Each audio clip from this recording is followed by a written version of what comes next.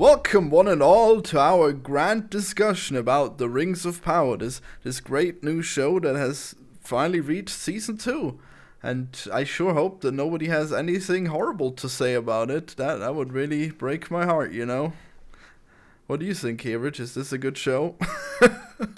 I think it's a very mixed show at this point because they're doing a lot of things that I like, but then they're also doing some things that I disapprove of, and I think they're kind of like taking too many liberties with the source material, which Wow. is kind of a given for what you have to do. Yeah, how much of this source material was actually complete? How much So of it do they have to guess? they have more of like an outline than they have anything. It's basically just like Sauron convinced the elves to make rings with him, and that's about it. Like, there's some stuff about the dwarves, there's some stuff about the elves at this time, but like Galadriel's definitely not involved. Like, I Wow. don't think Elrond's that involved. Like, there's all kinds of stuff that like they're inserting into this. Gandalf's not involved at all. Well, he hasn't actually been involved in the story too much yet, so he's probably okay. Yeah, but he shouldn't have even arrived yet. Like, him Wow. showing up in the second age, which is when this show takes place, is like way early. I think he arrives in the third age, and in the beginning of the fourth Well, age, he's like maybe he goes away again. You involved. don't know. Maybe, I guess. Yeah, I'll just go back to where he came. But I have to leave my home planet with me, and then he just floats up. yeah, I mean, or maybe he's just like, yep, everything's fine now. No more Hmm. perils. So it is revealed at the end of the season that he is Gandalf. The Harfoots call him Grand Elf, Yeah, which is by weird. Tom Bombadil, it has been Tom revealed, I Bombadil. guess, that he was Hmm. his name now. Yeah, Grand So, Florian, Elf. this is an interesting topic of conversation. Have you read any of the Lord of the Rings books? Oh God, no! I am really bad at reading. You're I, not a reader. Okay. I don't know what I'm gonna do about Ice and Fire if that ever comes out. Will I have to find an audiobook or what? I was gonna say you might try audiobooks. I know that Andy Serkis has read all of the Lord of the Rings books. Oh, well, that is pretty awesome. I'm sure he would do his Gollum voice during the Gollum parts. But Naturally. yeah. So Tom Bombadil is a character that is in Fellowship of the Ring, and he was cut out of the movie. I don't think they ever filmed any of the scenes for Tom Bombadil. Yeah. He might be in the cartoon that they made. I don't think. Wait, Fellowship? They I made feel a like we'd Fellowship see him. cartoon? They made a specific. It's just Lord of the Rings cartoon, which combines Fellowship of the Ring and the Two Towers together. Oh. And then they made kind of a shitty Return of the King cartoon. Well, I've only seen the Hobbit cartoon, I guess, so I wouldn't know. Mm-hmm. Yeah, yeah. Well, so.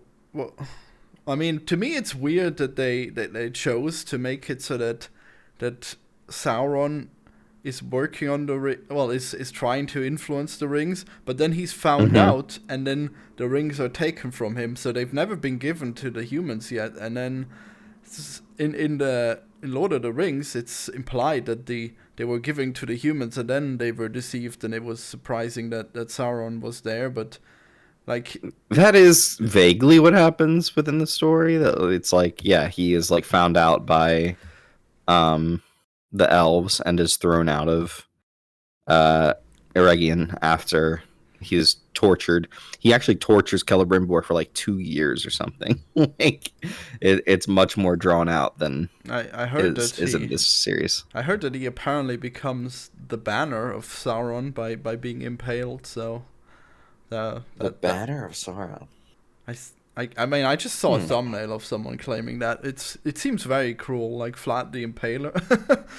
Mm-hmm. Yeah, yeah. This is the guy who has forged our rings. Here he is. No one else Mm-hmm. can have rings, okay?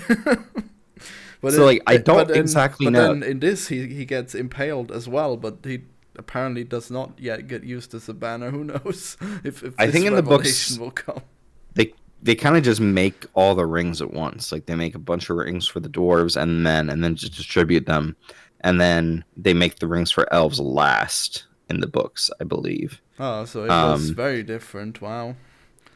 And those were rings that I feel like they thought they did not have Sauron's kind of like taint on them, but I think they were, because as soon as they put them on, they're like, oh wait, we can feel Sauron's presence because of this. Well, I'm pretty sure that the dwarven rings were supposed to be ineffective in controlling them, but in this series they are very good at doing the worst things to the dwarves. So that was much different. But so we've only really seen Durin affected by it, or Durin the Third, I should say, affected by it, and he becomes very greedy. And he was completely different. He struck down all his regulation and immediately decided to personally drill right to the Balrog and unleash it upon the dwarves. Yeah. Completely blinded by greed and just purely insane. That was, he was completely changed. And then, like, how are they gonna get these rings to the men now that it's known that this is the effect they have? At the end of the season, who has them? I think Galadriel's Does still, Sauron? Right? No, Galadriel has them, so I have no idea how. I actually don't fully remember. I remember that Galadriel and Sauron had a really cool fight. So I don't know who ends up having them. I think she throws herself off the cliff with the rings, so... Yeah. Yeah, I think so, right? She says, you can't have the rings, and then she jumps, right? So, like, I think a lot of the rings are going to go to men in Numenor. I think that's what's going to end up happening, is that a bunch of the characters in Numenor will get rings and will then become ring wraiths. The worst of the men. these completely insane men in Numenor. It's so funny because they're supposed to be the best of the men. Like, the Numenorians are supposed to be like the very best humans, like more elf-like than any human. Like, they live longer. They are like much more skilled. They just seem like they should be the best. But every time we cut back to their plotline, I'm like, I hate these fuckers so much. Yeah, they're like, I guess they have this blind queen who is probably really stupid, and then this other guy who is just completely trying to usurp Ar-Pharazôn. Yeah, and then he immediately, as soon as he gets power, he immediately just starts genociding all the people who have been religious in the past. Like, wow, what a brilliant plan. Like, nothing in the Numenor plotline is ever done with any tact, with any, like, thought to what things will look like. Everybody just instantly goes to 10 and is like... So, like, within this season, there's, like, a power struggle between Pharazôn and the Queen. So, like, the Queen is revealed to have been using a Palantir, which they call it an elf orb, so like they're afraid that the elf influence is going to like seep into Numenorian society. But like they are ready to like praise her and like make her queen, and then it comes out that there's a Palantir, and then an eagle visits, which is not in the books either. So like I don't know why that would. I mean, it feels like they've changed a lot, but I mean, there were a lot of people who were pretty displeased with her rule at that point, and then the Palantir was the tipping point, and I understand that, but I just wish the guy hadn't just been like pure evil right from the start. Did he take over at that point? Was he in control when that eagle showed up and they all kind of supported him, or was she still queen? And he had just kind of had more supporters with him at the time. It's very unclear to me, like, who is actually in charge. Like, she was... But then they're putting up for, like... They're, like, doing a trial by the, like, sea monster thing for her. When have you seen this episode? You can't do that to your queen. No, when have you seen this episode? She wasn't queen at that point. Okay, so basically, like, the coronation is when she was gonna... fully become queen. Before she was just the steward queen, and then the coronation goes bad, so she doesn't become queen. So she's not queen. Yeah, no, the eagle shows up, and Pharazôn is in control. These stupid people, they're like, oh, there's an orb and also an eagle, so now we have a king instead of a queen. Okay, and then later, like they start killing off all her followers, and then she. She tries to save the life of this one guy. I forget his name. Elendil. Yeah, the important guy from that plot line.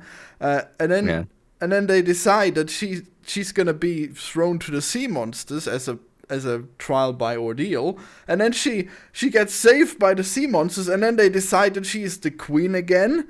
But Like, that's the thing that bugs me, the back and forth that they do, where it's like, oh yeah, Farazan's in charge now. Oh wait, she was like, the sea monster didn't kill her, so I guess we have to like pay her respect. yeah, this is It's like, come on. well, I mean, the point is that she's being chosen by the sea monsters, but this is so stupid. It's basically like in Wakanda where they just fight each other for who's king. Wow, Yeah. so bad. But I guess it's hard to tell how bad it would be in these medieval times. How long before the Lord of the Rings is this? This is a couple thousand. It should be a couple thousand years, but like, Yeah, the problem here is that they've taken the entire Second Age and kind of shrunk it down to like a single lifetime.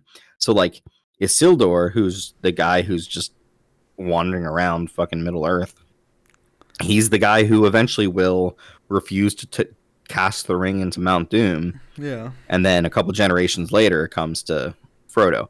But like, or after Bilbo gets it. But like, the entirety of this age should be 1,000 years or something. Like, I don't know exactly. But like, it should be a long time. Well, I mean, like the rings, these all events, of those things should take hundreds of years. I mean, these events could still happen relatively quick, right? Is there a in a strict single outline? lifetime, some of these things are happening in like just a week. I mean, maybe. Like, the entire point, Florian, is that elves live long lives. And Sauron and his evil is like kind of like building and stoked. It's not happening over the course of a couple years. It's happening over decades, centuries. I mean, like, so much Sauron time. didn't really do anything until the end when his plan comes together, and now he has like his evil army. But before then, I mean, he was just deceiving. But so it that makes part so much works. more sense if it takes hundreds of years for something to happen, that you'd be like, oh, well, there's other problems in hundreds of years, or there's other shit going on. So you're not as like, if something is happening within a year and then it goes bad the next year and keeps getting worse and worse and worse, Like what? it's just gonna like seem Well, like, Sauron. They didn't think he even existed in the like last year.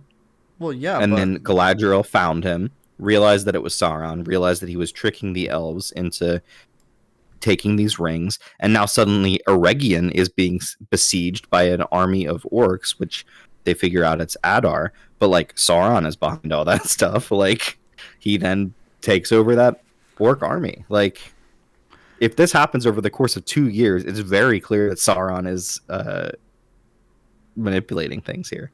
I mean, yeah, at this point it's very clear because he is the final boss fight in this.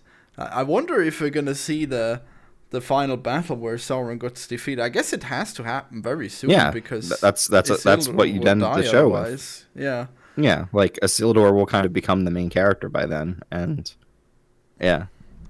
Wait, what? Do we know when the third season is coming out? Is there gonna be a third season? I really hope They so. haven't greenlit it yet, but I hear that they will. And then, like, I think they're talking about a total of 5 seasons, but it could be 4. I'm sure they could like shorten it up. Wow. But like, because Sauron has to go to Numenor. That's what's going to happen eventually. Sauron, do you mind spoilers? Actually, let's not spoil too much. Okay, all right. Yeah, Well, I'm actually really into the show, and I think like I binged it maybe too fast because now I hunger for more. I don't know what Don't to remember. do. Okay, yeah. They do see a vision of Sauron in Numenor, so I didn't spoil too much away there. Like, they would just see him randomly. All right, so we're gonna go over like a few people who have said that this show is the worst thing ever. So that'll be fun. But let's see what rating would you give this show? I mean, I think it's probably a 9 out of 10, but I'm probably too much. I was gonna say into this. a 7 personally. I mean, There's just a couple good things. for a series, I Yeah, guess. yeah, it's decent. Yeah. I mean, you told me earlier that you didn't like the fact that they had like an evil wizard, which I didn't really see, because you think, oh, now because there's been one evil wizard, now Gandalf can never trust a wizard again. It's like in Lord of the Rings we have Sauron, Saruman, and the Witch King. Well, yeah, and those are like 3. Sauron isn't a wizard. Well, he isn't he like also one of those angelic beings that Gandalf is. No, he's like above Gandalf. I mean, Gandalf is like a Maiar. he's clearly a wizard. Like he has wizard powers. Okay, I don't know if he's higher, but like the concept of evil wizards is not a new thing that would like destroy the concept of this show. No, just to but have like you one don't have to evil do wizard. the same kind of thing with Gandalf every time. Like, either do something new with Gandalf and have him do a new adventure, or use the two blue wizards that exist within Tolkien's text that we know nothing about and like actually build them up as something different. Well, they would be good wizards too. So I mean, they wouldn't be interesting into the story now. We would just have like too many good wizards, I guess. I mean, at least you can say like, oh, they were off in the east, and we can do new things with them in the east, rather than just seeing Gandalf do the same things all the time. Like, yeah, Gandalf is going to be with Hobbit like creatures because that's what he did in Fellowship of the Ring. Yeah, I guess that's kind of annoying. I, I guess that they just retold the same story, but like they just had like the evil wizard for like one episode, and he threatened Gandalf. It wasn't like that unoriginal, you know. He was It just like seems a kind minor of boss. lazy. It's just like they don't really have anything for Gandalf to do, so he just kind of like gets training from Tom Bombadil and then has to rescue some hobbits, and like that's kind of his role in the story so far. Okay, well, I see that now. It was a bit more lazy, but I still enjoyed it Mm. mostly. I mean the two hobbits are like pretty funny characters, but they Hmm. like their impact to the story is pretty Well, I was gonna say pretty I liked minor. them last season a lot more. This season, it feels like they're kind of like really just disappearing for large amounts of time, where Well, it's just like Bombadil was giving training to Gandalf, and like that was its own plot line, and then they'd occasionally cut over to the Harfoots, and I just couldn't give a shit about what was it, Poppy falling in love with this other guy. oh, but that was cute. Oh well, yeah. I don't know. I guess they're definitely not the strongest part of the story. So we got Numenor Hmm. and like the hobbits that weren't that interesting, but I guess I Hmm. actually did like the hobbits, but like Gandalf with amnesia wasn't super interesting, sure. And So, then like, now that we know that it's Gandalf, I'm interested to see what they do with him in this role. I actually really like the actor that they got. I think he embodies Gandalf in a very interesting way that's not like Ian McKellen. So, I'm interested to see what they do with him there. yeah, he's such an interesting young Gandalf. I guess Hmm. he really got a good role. I mean, we got the dwarven, we got Khazad-dûm, the storyline. That was, I think, Hmm. probably one of the best. Like those dwarves were great. It was mostly pretty good, I'd say. And then we have, well, the rings being forged in oregano. That was probably actually pretty good too. Did you say oregano? Yes. Eregian. There, Eregian. there's no way I could ever remember Oregion. Okay. I always just read it as E region. Well, that makes more sense. Hmm. Khazad-dûm's pretty hard to say too. And then we have the other elven city where Galadriel's from. Where would that be? Do you know? Hmm. Well, I That's guess Linden.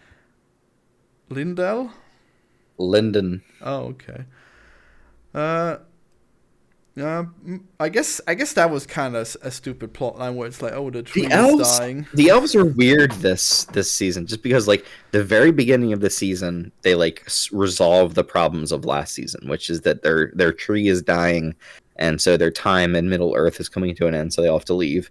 And then the Rings of Power kind of like re-enliven the tree so that they can stay, and that's perfectly fine. And they introduce Círdan, who's like this shipbuilder guy who I really like, and he just shows up in the first two episodes, and I think that's it. Um, and the elves kind of don't have anything to do after that point. It's really just uh, Galadriel as her own character, kind of just leading a battle force out occasionally, and Elrond kind of shows up every now and then, and then at the end, Gil-galad shows up to be the general of the elf army. But like the elves kind of don't really have a role in this season. Well, I mean, when they were besieged, I guess in Oregano, that was pretty good. You know, they. I guess you could just say Celebrimbor is mostly the like elf plotline this season. Is that it's just Sauron with Celebrimbor. I mean, that Uh, was that was probably the best part of it. Well, I was gonna say that's some of my favorite part this season is that Sauron is kind of like telling him what he wants to hear, really buttering him up, really being like, well, "You can do great things. You can be better than Feanor." Do you know about Feanor, Florian? No, who So is that? Feanor is the greatest elfsmith that ever existed, and he made these things Oh, called the Silmarils. I And get it. if you've ever heard of the Silmarillion, that's the book that like details all of the backstory of Lord of the Rings. The Silmarils were these like jewel orbs that contained the lights of the trees that you see all over the show, and like the trees were the first light source within Middle Earth. Wait, so do you need to? How do you? How, wait, so how did you have to destroy the trees to get the light, or how does it work? I think they captured some of the light within the orbs or whatever, and Morgoth destroyed the trees. Okay, well that's convenient, I guess, that they got the light before it was Uh destroyed. huh. Right, right. And so that's kind of how they say that Mithril is powerful in this show. Last season they talked about how like Balrog was fighting an elf warrior and then lightning struck their battle and then it went into the earth and like put the light of the Silmaril that the elf guy was holding into all of the Mithril in the ground. Wow, So everywhere. yes, yes. Amazing. Okay, It's well, a very dumb explanation. it sure is. That is not from the books. It's just hilarious that it's like lightning struck one place where a Balrog was fighting a guy who was holding a Silmaril.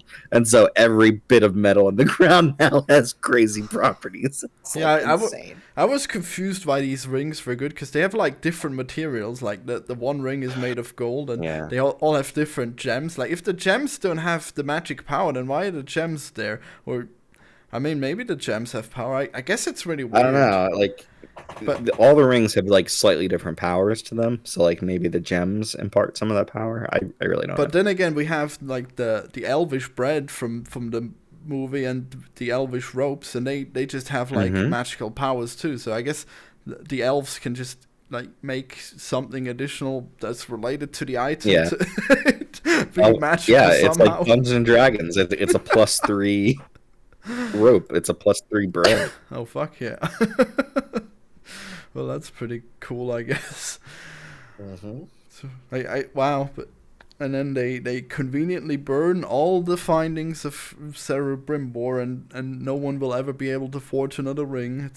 It's quite Right. tragic. He You gotta cover your tracks. You gotta make it so that nobody else can make these rings of power. and the orcs were so stupid. Like Galadriel came to them and she offered like an alliance, and they just Hmm. besieged the elves, and then they played so into Sauron's hands. Damn. Well, Sauron's plan. Yeah, yeah. they, I they, feel bad for Adar, man. I really was rooting for Adar. I like him. how he was so stupid. He's like, oh yeah, and will you punish the orcs for their horrible crimes if we ally ourselves with you?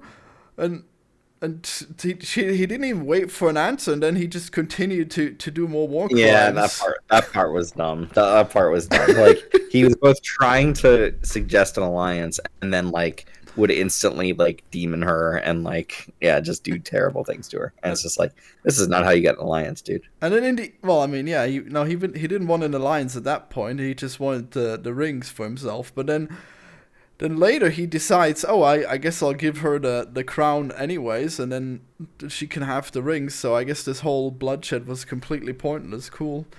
And it was Hmm. too late because Sauron was already winning at that point. Wow, For tragic. me, Adar is one of the parts of the show where it's like Adar does not exist in any of the books. He is Oh, not like a Tolkien character, but I think he adds a lot to the show by being a like representative for the orcs and kind of like showing us a side of things we haven't seen in the movies. So, interesting. Yeah, I mean, I thought hmm. he was just always ridiculous, but I guess it works somewhat. Hmm. Yeah. All right, well, it's time to hear the voices of the damned. Let's go upon the internet and hear what the absolute worst people have to say about this show. Okay, there it is. How do I do this? Oh, Amazon, why? Oh, wait, no, I need to actually hide the thing. Yes. Okay. Now we will hear the drinker. Why do you hate us so? I mean, I know Okay, people let me try often to make open this jokes in about Chrome. movie Maybe Firefox was the problem this whole time. Was it? Well, just give me a moment here to... I thought you opened it already, damn. Guess we'll start from the beginning. I just opened it, and let's click to unmute. Rings of Okay, Power, the please do. ultimate insult to Tolkien.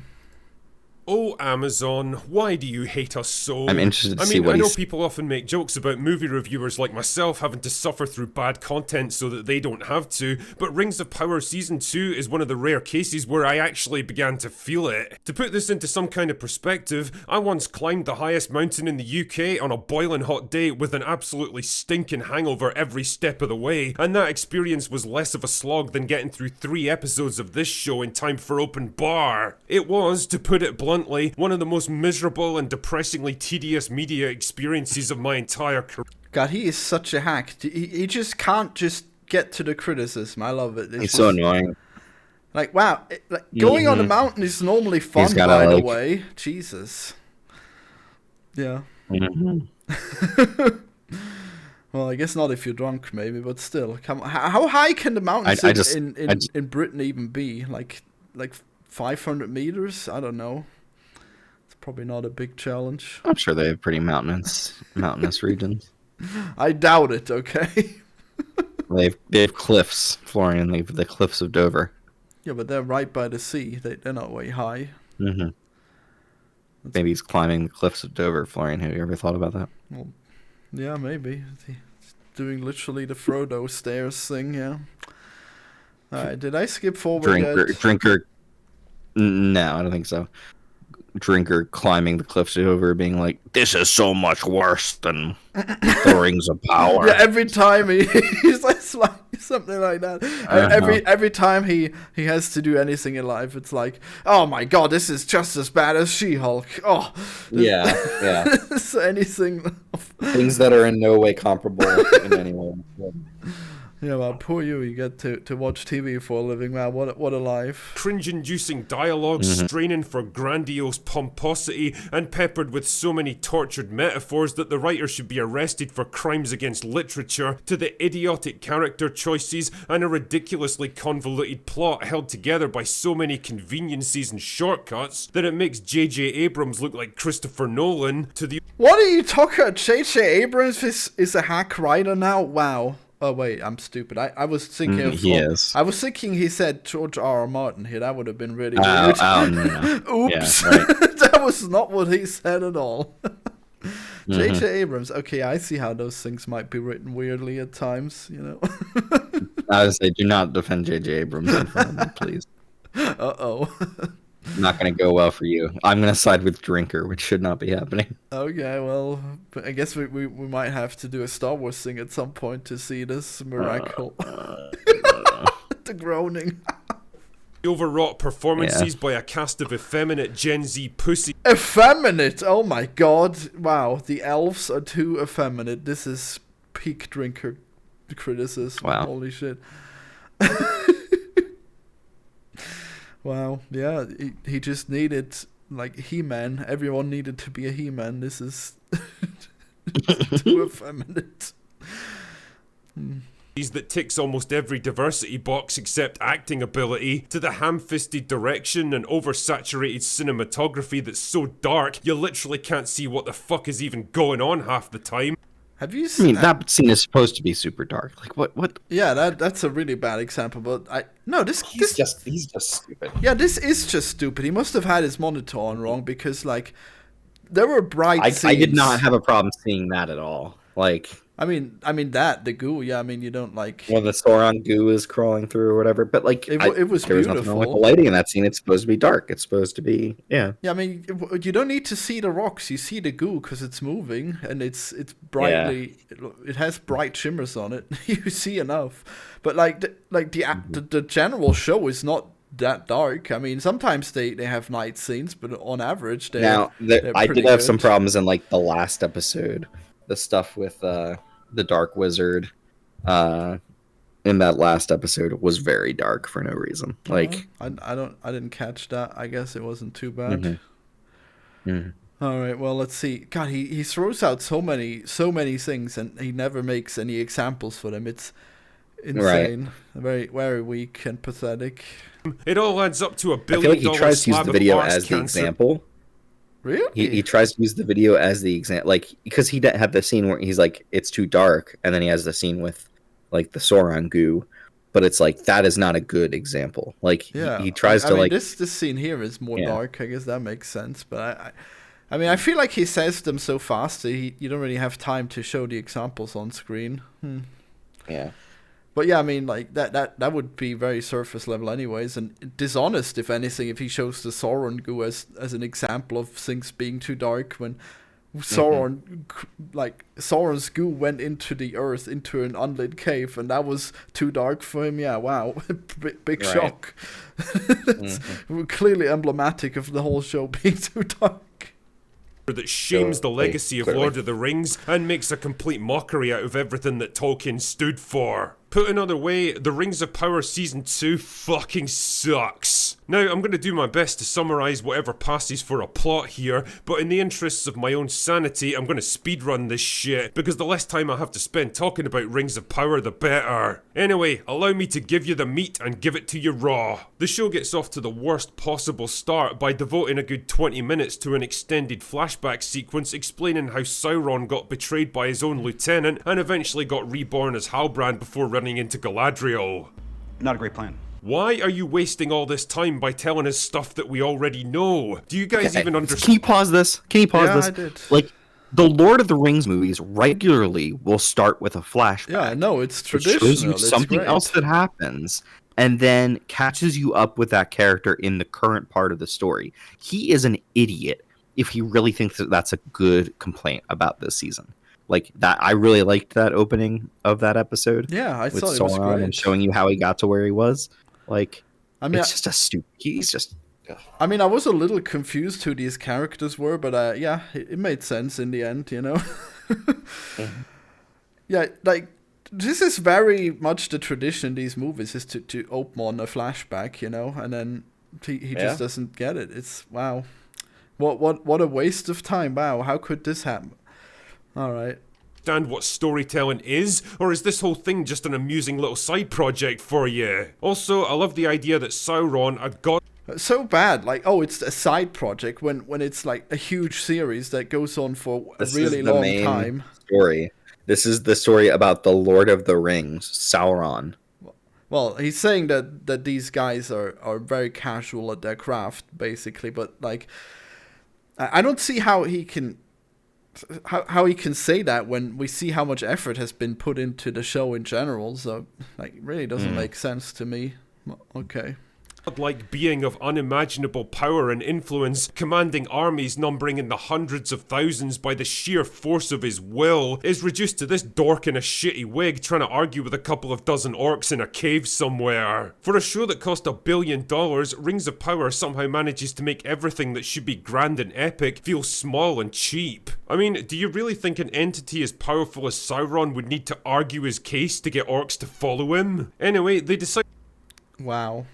Do you agree with this criticism? I mean, they have to explain why he's away from the orcs for some amount of time and why he would, like, go away. And so, like, it's within the text that at some point Sauron decided, I'm going to give up being a bad guy and try to do good in the world. And he tried for a little bit, and then he realized, no, I can't do this. I want to do something else. So it's like separating him from the orcs, making it so that he feels like he's got a new try, which is what the beginning of this show kind of shows. And then him deciding, wait, no, it's so funny because the guy he talks to is like, you have to choose to be good every day, and Sauron is just kind of like, no, I can't do that. I can't make that choice every day. Well, Maybe today I'll be good, but tomorrow I can't say I'm gonna make that choice. well, I mean, that's an interesting thing, but like, do you think that this coronation should have been more grand? Do you think that would have made the show better? I don't know. Wasn't he just talking about I don't give a grandiosity being like a bad thing earlier? I don't take his point. I don't think it has anything. I don't know if Sauron was ever trying to be good. When was that in the show? I don't remember that. Was So it like when he becomes a man, like he reforms into Halbrand, and he's like living with that guy, and he's like, is it possible that somebody could change their ways? Is it possible that I could become good? Is what he's essentially asking that guy. And that guy says, look, I've got this like crest for this family. I kind of just served them, and I like did good deeds for them. Like he's kind of like providing a sketch for what Sauron could do with his life. He could serve, he could like make the world better. And then the guy says like, you have to make that choice every single day. You can't just choose once to be good and then you're good forever. You have to just keep making that choice. And I think it's at that moment Sauron's like, oh, I can't do that. Oh, it's interesting because like I thought you were saying that he was making that choice in like maybe the first season, but I see that this is actually from a flashback way earlier. Yes. So he was already conniving when he was with Galadriel, even though like he could have easily chosen to be a good guy at that point, and it would have probably worked out, you know. But I think by the time he's stealing, he steals that family sigil from the guy who was convincing him he could be good. By the time he's stealing that sigil from him, he's more about getting power than he is about being good or like trying to reform his life. He's back to like scraping and scrapping and trying to get more privilege and more like power. Yeah, but he could have still tried to be good. Like Galadriel could have reformed him. Did she ever like try when she found out, or was she just like immediately turned off by him? I think she was pretty immediately turned off. Like I don't think as soon as you hate to see it. She had a chance to make him the good guy, but no, she was too judgmental against him just for impersonating this prince, you know? Wow. She could have saved him. He shows her that vision of them together, and I think in that moment, she's like, no, I can't do this. She probably considers it beforehand, and I think she's in love with him prior to that point, but as soon as he revealed, like, that's her entire arc in that season, is like, she is so violently wanting to kill Sauron and go after Sauron, but her actions unfortunately bring him back. Yeah. Kind of. Tragic. All right, well, okay, so I thought it was probably fine how this scene here was portrayed. Oh, well. Yeah, I didn't mind. That they don't like him anymore, so they stab him to death, but then his blood turns into a flumpy black goo monster that eventually climbs out of the mountain and rolls down the side like a turd until it gets stuck in the wheels of someone's wagon before it eats them. This is... What's that supposed to mean? Was that terrible? It's real. This is stuff which actually happens in this show. Wait, Frodo was missing a tooth? No, that's an edit. Oh, okay. Wow. Wait, are you fucking... How is this guy saying, like, that's so bad? Like, showing this cool goo, and then he's showing his stupid reaction gifs? Wow. What a fucking guy. Yeah, the goo was goat. It's crazy. Oh, honestly, I could probably spend an hour breaking down this opening scene alone because it perfectly encapsulates how the writers completely misunderstand almost every aspect of what Sauron is. But let's just keep moving, for God's sake. So eventually we get back to the present day, where Sauron allows himself to get captured in Mordor and brought before Adar, who for some reason doesn't recognize him or sense his power, and manages to convince the guy to release him. What do you mean doesn't recognize him? He looks completely different. That's the point. Well, I mean, he missed the point. The point is that he reformed into a different looking person. Well, the point he's making is that he should sense his power, but then he doesn't realize that Sauron does in fact deceive people in this way a lot. So this is definitely his MO, and like he's obviously able to like deceive almost anyone. So it's a very bad point to make, really. Yeah. by using the following gambits. Sauron is alive again, and I know you want him dead, even though I totally shouldn't know that because you betrayed him hundreds of years before I should have been born, but don't think about that too much. And I don't actually know where he is or what he looks like now, but the important thing is that he's totally not me, and if you let me go, then I can go to the elves and maybe find out where he is and then report back to you so that you can march your not particularly strong armies halfway across Middle-earth to the most heavily defended stronghold in the entire world and possibly take him out. And What do you think of that? Is that a good summary of what happened? Not necessarily. Well, what's he getting wrong? Like, who is that summary from the point of view of the elves? No, that's what Sauron said. Well, allegedly, he said he told Ada that he was returned, but he was playing the part of someone else. So then Ada became angered, and he tried to move his armies against the elves in order to find Sauron. I mean, I guess that happened, right?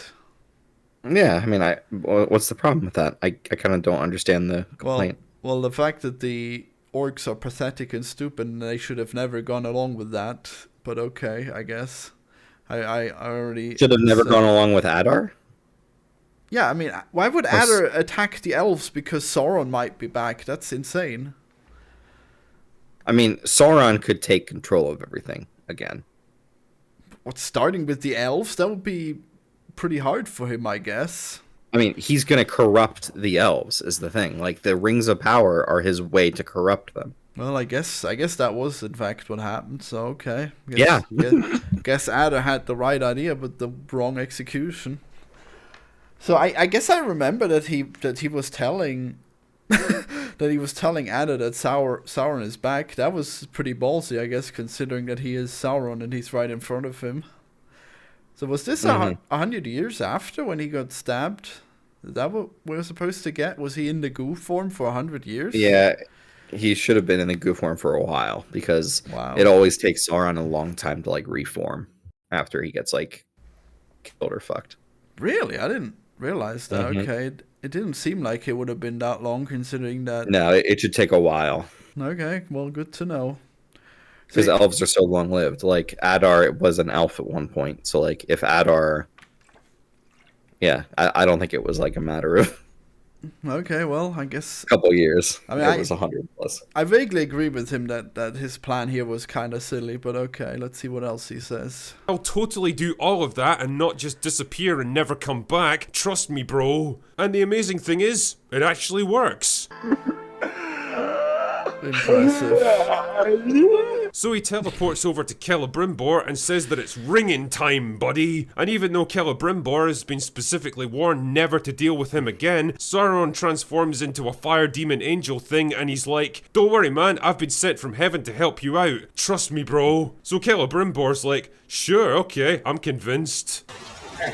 Yeah, that is a totally unwarranted dwarven laugh there, okay? Like, that is the main thing that we know about Sauron is that he uses his magical powers to deceive people. So yeah, sorry, that's that you can't make that part sound irrational, drinker. And he's also playing on he's playing on Celebrimbor's like vanity and like self-aggrandizement, where it's like you can be better, you can be the best possible smith that has ever existed. And he's saying like, oh, they just used the rings and they didn't even say thank you, but he actually killed the envoy that was telling him to. Yeah. that the rings worked and stuff. So wow, how convenient. I mean, I guess it makes sense that he would like initially like let him in, but wow, how foolish of him. Why didn't he? Well, he doesn't initially let him in. He's like wary of him. He's like, make him wait outside. I'm not going to see him. And then eventually, I think he's so, like, frustrated that nobody's thanked him. He's like, yeah, like... Yeah, I mean, he let him in pretty quick, I guess. But, yeah, that was certainly... At the beginning of the episode, he makes a point to keep him out. And then at the end of the episode, he's like, okay, let him back in. Exactly, yeah. It didn't take long. Well, what a shame. He could have stopped it all. Wow. Elrond steals the 3 elven rings that have already been made and decides to destroy them because they might be influenced by Sauron, but fucking Doughboy here wants them anyway because he already wears more finger jewelry than your average gypsy taxi driver, so Elrond throws himself off a waterfall and magically survives so that the rest of the plot can happen. But then they catch him anyway. Why did Elrond jump off the waterfall? Did you remember that? To keep them from getting the rings. I mean, that's a pretty good conviction But to he then- have. but yeah, right. But then he gives the rings to Círdan, and then Círdan brings them back and is like, "Hey, you guys can have the rings." Yeah, I don't know. I thought that made sense enough. This is another bad criticism. And use the rings to bring the elf trees back to life or something. Then there's Gandalf and the not hobbits who are wandering through the fucking desert looking for stars or something. None of them seem to know or care why they're in this show anyway, and frankly neither do I. But I did kind of laugh when we get introduced to this doofus played by Kieran Hines. Literally, this was your one chance to introduce a racially diverse character and have it actually make sense in universe, and you chose possibly the whitest actor in the entire fucking industry to play him. Wait, what? Well, he says they could Kieran Hines is the whitest possible actor? Was he supposed to be Arabian or something? I don't know. I didn't really catch his ethnicity. I guess he's not too white. Oh, we're missing... You're pointing at the one tooth that he has. Wow. What is wrong with your brains? Like, do they just not operate like regular brains? Or I mean... So he... What race do you think he is? I mean, he's Irish. But, like, I would not call him the whitest possible actor. Wait, like, the Dark Wizard was Irish? Yeah, the actor is Irish. Well, yeah, I mean, Irish is white. What do you mean? No, I know it is, but, like, I don't know. I think there's a lot of people that look paler, look whiter than Kieran Hines. Well, yeah, Asian people would be paler. That's not what white means, okay? So the point is that he's taken offense at the black dwarves and the black elves and everything. So he's now pissed that they chose to make the evil wizard white, I guess. So that's probably not really a good point, but okay, I guess. I mean, it is a little weird that they have like random races, but I don't know. Why is that weird? I mean, like, because races have evolved in certain regions of the world, you know? Yeah, but these are all species of characters, Florian. Dwarves and elves humans are different species of people. Yeah, but I'm talking about how there's... Well, the point being that there's, like, Asians and black people, right? Florian, yes, there are Asian and black men and women. Why would there not be Asian or, like, people that look like that are elves or people that look like that are dwarves? Like, why would there not be like regional differences because that would be weird if they areas of the world. If they ended up evolving like modern human traits, if they don't start out at the same starting point, you know, like I mean, there can be different regions of Middle Earth, can't there be? Well, that's not... I mean, that wouldn't work. Like, if you have like elves and then they go to Asia, then they aren't gonna like start looking like Asians, you know? Like, the people lived there for a long time. Florian, there are several kinds of elves within Tolkien's texts. Mm-hmm. There's the Noldor. Yeah, but like, are these elves related to the races of the actors? Is that what you're saying? Like no, but just that like there's different kinds of these peoples that you could easily say have different racial characteristics, or yeah, I mean, I guess you could would look different. But like it's pretty unlikely that there's both black dwarves and black elves, you know. It seems like they wouldn't like evolve African genes like separately. It's not like the way that African people gives them like an advantage. The way they look doesn't give them an advantage for selective breeding, you know. Like they just happen to end up looking that way. It's not like everyone... I mean, isn't that where humanity started out, really? Yeah. So they didn't end up looking like that. We ended up looking white. I mean, I don't think It's the other way around, Florian. I mean, I'm not talking about the skin color. I'm talking about how, like, they look like African people, right? You know? Oh boy. No, I kind of don't know. You don't know what African people look like? Like, for specifics, like, I would say African American. Like, they don't even look like random people from Africa. They look kind of like African Americans, right? Don't you think? Like the black dwarf and I think and the it heavily black elf. depends on the person. The black dwarf and the black elf. Like, don't they look like African Americans? I mean, no, I don't think so, because the black elf. I'm sorry, but I don't think either of them are American. Really? No. Huh. Okay. The elf. I'm sorry. The dwarf woman definitely isn't. Okay. Black dwarf woman actress.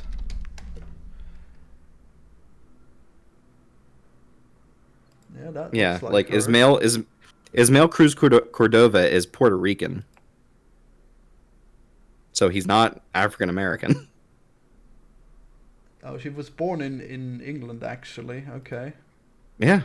So I mean, I'm still thinking that would be like the same genus that was shit up. That like the same gene pool that came to America would have ended up also in Britain, don't you think? What? Okay, whatever.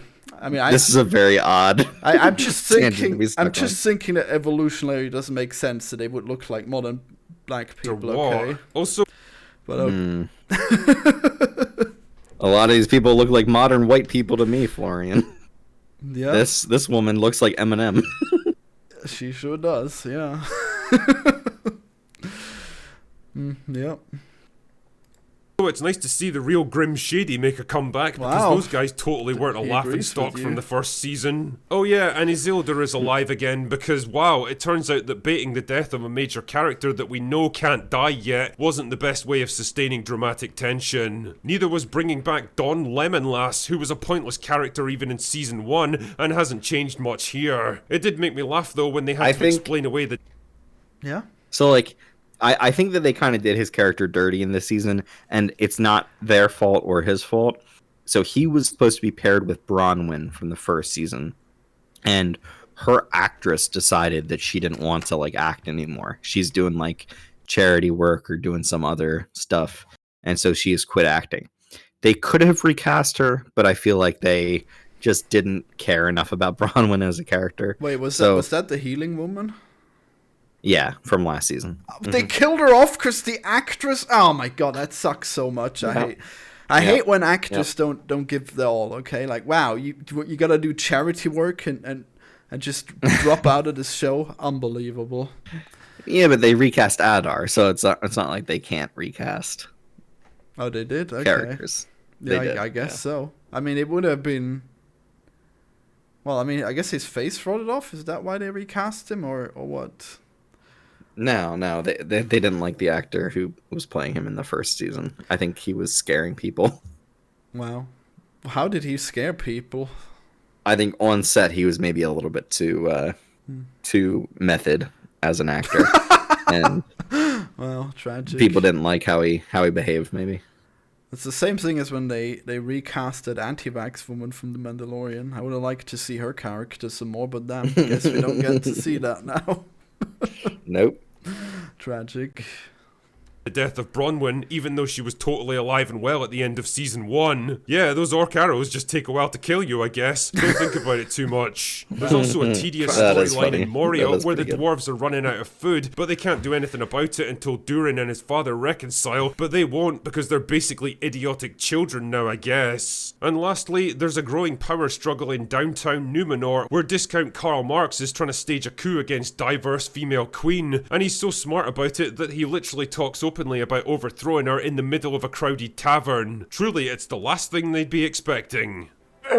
You know, one of the big I mean, yeah, I don't know. Like, I guess that's just a common plot point, is that like criminals would just talk about their schemes in public. It's just how movies work sometimes. You know, you see it in Breaking Bad and Better Call Saul and everything. You know, it's. I think if he's trying to convince the public that she should be overthrown, it's not a terrible thing to have that kind of discussion in a pub. And also, Hitler did the beer hall putsch, so you know. Yeah, well, they should have really seen those signs on the wall, those fools. Questions going into season 2 was, would they have learned any lessons from the nuclear level backlash they took in season 1? Do you think we should hire better writers, better directors, and better lore? How can he possibly think that the backlash would have taught them anything when he's specifically talking about like the race of characters and stuff? Yeah, wow. What is funny about this is that I think the showrunners said that they would not be changing anything for season 2 just because they had already like written those scripts and they had already kind of like made the show they were going to make by the time like the stuff from season 1 was coming out. So they have fired almost every writer from the first season. Maybe those writers just moved on. I think there's one that's staying around, and then obviously the showrunners are staying around. But they are open to criticism, and they are like looking to change the show a bit in the third season, it seems. You think so? Well, I mean, it's funny how this guy thinks, oh, the criticism has been out there, when the criticism is just like him making fart noises. Like, wow, yeah, they sure have a lot to learn from him. His criticisms are not what they need to focus on. So. Yeah. Experts, should we tone down the girl bosses and the weird Sauron-Galadriel romance? The girl bosses? Like, wow, Galadriel is strong. Wow, this is out of nowhere. How could this happen? Mm-hmm. I mean, I thought Galadriel was really good in this. What do you think? She's mostly okay. I think sometimes she's like so aggressive that it just becomes dumb. Really? I remember last season when she was in Numenor and she was like, she needed them to do stuff for her, and she was just being rude to them. And it's like, I think there's a difference between being an elf and being like haughty and then just like going against what you want to be done. Like, so if you're like demanding people do something for you, they're not going to do it. Like, well, she should know that. I mean, I think she's probably a bit younger and less wise than in the Galadriel that we know. I think that's probably okay. She's probably a bit up her own ass at the start, but I think she's not shown anything like that in this season.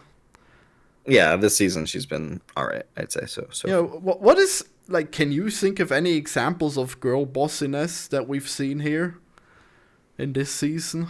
Look, they see anything of a woman being strong or being like the main character as girl boss. I mean, this is unhinged to think that there's been more. I mean, the same level of girl bossness. Like what women are there? Galadriel, okay, so she's like the one, and she hasn't been as bad. And then we have like the Smith lady. Like, she was hardly ever put up a fight. Like, wow. Like her girl bossiness would just be like, she's going to HR because her boss forgot her name. Yeah, wow. show her Slay Queen, okay. Like who else was that? Like, and then the healing woman was killed off.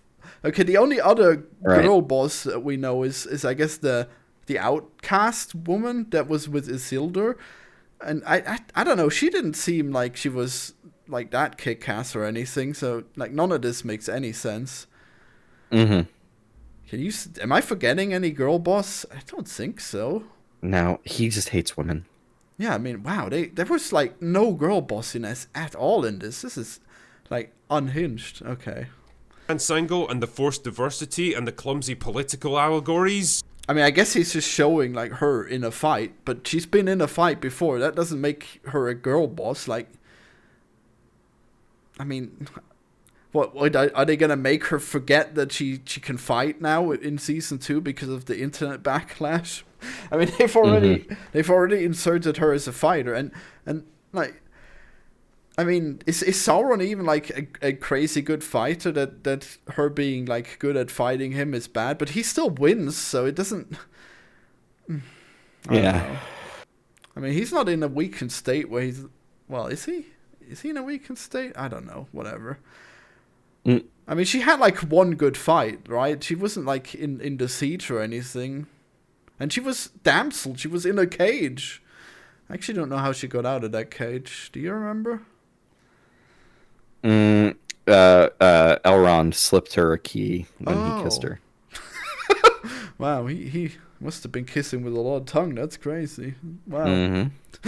What a crazy scene that was. Why would why he apologized ahead of time. why was Adder allowing this kiss? That was such a weird scene. Well, I guess we know he really shouldn't have. Nah, it'll be fine.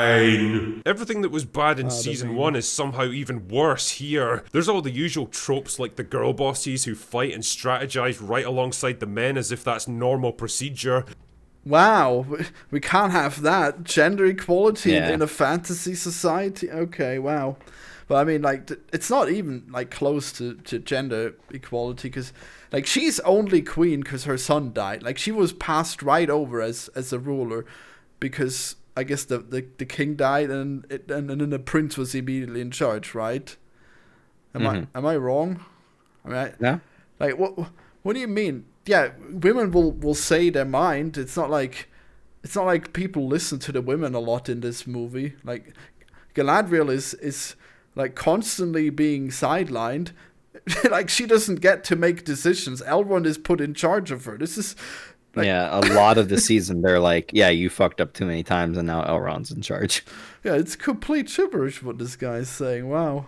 The modern metropolitan diversity projected hilariously onto Northern European medieval cultures that totally don't support it, but bizarrely absent from the Middle Eastern cultures where it would actually make sense. The cheap-looking sets and the actors. I mean, the wizard is not necessarily the wizard is not necessarily somebody who comes from that part of the world.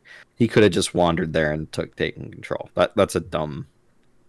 That's a dumb criticism to me. I mean, I think his eyebrows suggest that he's kind of Arabian, but okay. Let's see. I mean, what gender politics would he be? He's like a lone wizard. Like, what is he gonna send like female assassins out? Is that what he's complaining about? I don't know. Is that a thing that we expected to see?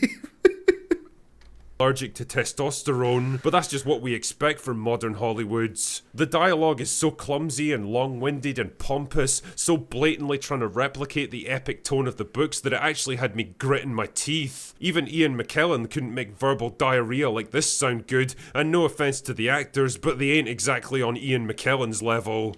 Is he just not gonna show any examples of this bad writing? Because, I mean, I think he's about to. Well, let's find out. He may be about to. In fact, no, fuck it, all offense to them because they suck at their jobs. They've had like 2 years to up their game, and if anything, they come across as even worse than before. Characters range from idiotic. Not a single time. Wow, what a job he has. He can't even point to a single line. That's crazy. I mean, I remember like everyone was shitting on the boat and the rocks thing, but I thought that was a great line. Okay, but I mean, wait, what was the thing with the boat and the rocks? Where the rock sinks because he's looking down, but the boat is looking up, and that's why it swims. You don't remember that from when Galadriel was a little girl? It's for a child though. Like it's not. Yeah, people were shitting on that. I thought it was fun, but I mean I can't remember anything being silly, like being like pompous. What is he talking about? There are some things that I'm occasionally like, okay, you're definitely like stretching out a like simple metaphor in order to make it sound complex, but you know. Okay. I mean, I can't remember. That's fine. I don't remember any specific things, but there's definitely times where I'm like, okay, you're maybe reaching a little bit. Okay. To the point of actual medical retardation, to making such insane leaps of logical deduction that it can only ever be in service of the plot. Writing sophisticated characters like elves is always going to be a challenge because each of them has got thousands of years of wisdom and experience to convey, and well, this show is proof that a character is only ever as smart as their writer, and that I mean, they wouldn't end up being like super smart just because they live like really long. I mean, they'd have a lot of lived experience, though. I mean, it's not necessarily smart. It's more just like someone who, like, imagine any old person, except they're constantly young and have lived 5 times as long as the old person you know. I mean, I guess, but it's. I mean, I don't think that elves are ever that, like, in fiction. I think they probably just forget real quick or something. I guess they... I mean, they're just, like, eternally young, so they're always, like, young and stupid, right? Do you see? No, I mean, I don't think so, because I think Elrond is supposed to be, like, kind of alienated. Well, Elrond is, like, the smartest of the elves, but, like, the average elves, you wouldn't think that they're, like, super smart, Yeah, right? but who are the elf characters in Lord of the Rings, then? Legolas? Yeah, I mean, Legolas, he's just, like, good at shooting a bow. Like, there's no wisdom, I think. Mm-hmm. I mean, well, he sees really... You know, I don't... Like, he just relies on, like, his mythical gift. He doesn't do anything too smart. Like, he's got the same IQ as Gimli. Like, they're just, like... They're just... No, I think Gimli, especially in the books, Gimli is supposed to come off as dumb, or at least dumber. But or simpler. But than Legolas just matches Legolas. his stupidity, so who's the real fool? Like... I don't know. I mean, I can't think of an example where Legolas did anything, like, especially smart, right? He never... So there's a scene in The Two Towers where, like, he starts to, like, kind of badmouth everyone, where it's just like... What, Legolas? Yeah, Legolas, where he's just like, you guys can't possibly win. Like, you're so overpowered, like, or underpowered, like, you don't have enough people, your weapons are shitty, nobody knows how to fight here. Like, he's like, all is lost because nobody here is worth shit. Yeah, what a stupid thing to say. If you, like, you're in here with them. what a stupid point to make. Like, well, he's speaking Elvish at the time, I think. So oh, wow. he's literally, like, what he's doing is literally just telling Aragorn, look, this is not worth fighting. We can't do this. And he's doing it in Elvish so that they can't understand what he's saying. But, like, I mean, it's clear that he's kind of like... Okay, I guess you're right. Yeah. I guess that might have been a good point, but I mean... Yeah, okay, fine. I guess he's got some wisdom, even though obviously Aragorn wasn't going to listen. But okay. Mm-hmm. All right. Well, I still don't think that he's like incredibly. That's part of why the story is brilliant, is because Legolas's point of view is someone who's very strategy minded and very, like, we should only do things that make sense for what we're trying to accomplish. Aragorn is very, like, cares about men, cares about the people that he's around.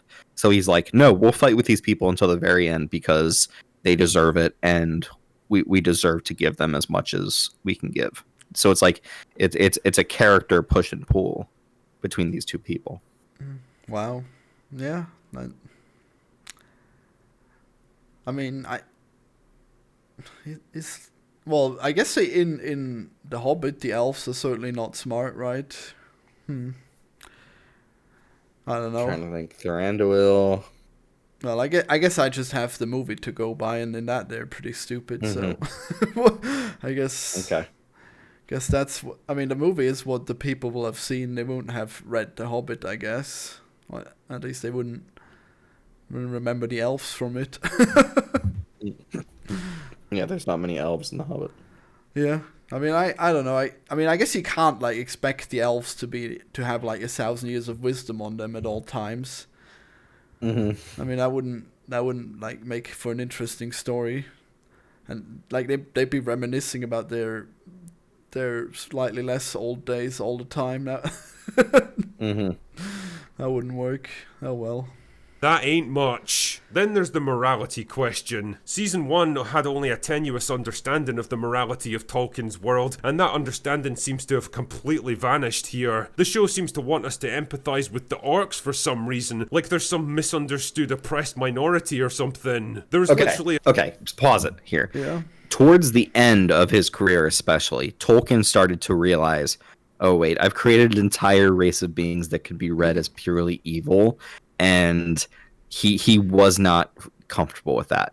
So he started to, like, try to figure out, like, what would happen to the orcs? What is their home like? Like, what are their lives like? So, like, he doesn't clearly not know what Tolkien thought about this stuff. He does know what the primary source talked about, but he doesn't know anything about any of the other stuff that Tolkien kind of. Yeah, this is actually insane because I have recently, well, just today, seen a video where it was said that the orcs, in fact, reproduce like men. So there's young orcs and female orcs, and that's insane to think because we see them being burst from cocoons in Lord of the Rings, and we know that Aragorn has hunted them to extinction, right? So those are the Uruk-hai, Florian. Yeah, but they not were orcs. Well, yeah, but I mean, like, we never see them reproduce. We know that Azog has a son, but like, yeah, but Florian, yeah, I was gonna say Azog has a son, and then like, just because we don't see anything reproduce within a fictional universe doesn't mean they don't, or like you can't make inferences about. I mean, they're cannibals. Like, they are just pure evil, and then like we have an example of them being burst from a cocoon. So I don't know, man. Like the idea that they have families is insane. Those are a specific kind of different orc, Florian. Like those are Uruk-hai. They're like a mixing of men and orcs. Okay. Wait, a man they're men and orcs, but then yes. How were they mixed? Magically? What? Well, I mean, you'd assume that it would be like breeding. I mean, no, they hatched fully grown, right? But Florian, that's shit from the movies. Like, okay, they do not hatch out of like the ground cocoons in the books. I mean, it's just not talked about. I mean, Saruman has created them, and I can't imagine that he created them by like forcing men and orc to breed together like that. That's insane, right? I don't know. I mean, like if that when you're an evil wizard and you're hundreds of years old. If that's possible, then they would have already interbred, okay? Like they would have already raped women and reproduced that way, okay? Like, yeah, but there's a difference between that happening and then just the genetic like offspring just kind of like is killed by the mother or like just kind of wanders away versus a breeding program that Saruman might have implemented where it's like you go around, steal these women, and then essentially have like a breeding like. I refuse to believe that Saruman had a breeding program. This is ridiculous. Of course he birthed them from cocoons, okay? This is... You're telling me that he kidnapped women to breed Uruk-hai. Wow. Okay, sure. That's what wizards do. They make rape babies with orcs. Okay. I don't know, man. That's what evil beings are up to. Anyone could have done that. It doesn't take a wizard to do that, okay? Saruman is the Jeffrey Epstein of Middle Earth. And how did Saruman even die? He's supposed to be this angelic creature, and then he dies because he's stabbed by worm tongue and then impaled on a windmill. That's crazy. In the books, he dies a different way. Or I mean, yeah, he dies a different way. How does he die in the books? Do you know? So in the books, he survives the events of that part of the story, wow. And then he shows up in the Shire afterwards. And has like taken it over. Him and Wormtongue have like taken over the entire Shire. And when Frodo and Sam and Merry and Pippin come back, they realize, oh shit, Saruman has come and like taken over and destroyed everything basically. Wow. So they have to like oust him. And I think Wormtongue stabs him. Yeah. Wow, that's so different than the three separate happy endings that we get in the movies. Mm-hmm. The half an hour of just everyone is happy and they're frolicking in the light. Mm-hmm. But no, yeah, it's called the scouring of the Shire. They come back and find that he's fucked everything up. Oh, I guess in the movies he's prevented the scouring of the Shire because he saw it in a vision. Huh? That's convenient. Right. It's very much Tolkien coming home to a war-torn England that has been bombed into oblivion. Like that's definitely, I think, where it comes from. Is that not only are you changed by the journey you've gone on, the war you've taken part in, but then your homeland as well is also destroyed. Yeah, that is pretty cursed. Well, so I think I actually slightly agree with the drinker on this point that the orcs do not make for good, relatable characters in any way. Wow. And like, I mean, like they just do evil things, and even in this, when they're not mind controlled, they just go along with Adder, and they're like, yeah, let's just besiege this elven town. Why not?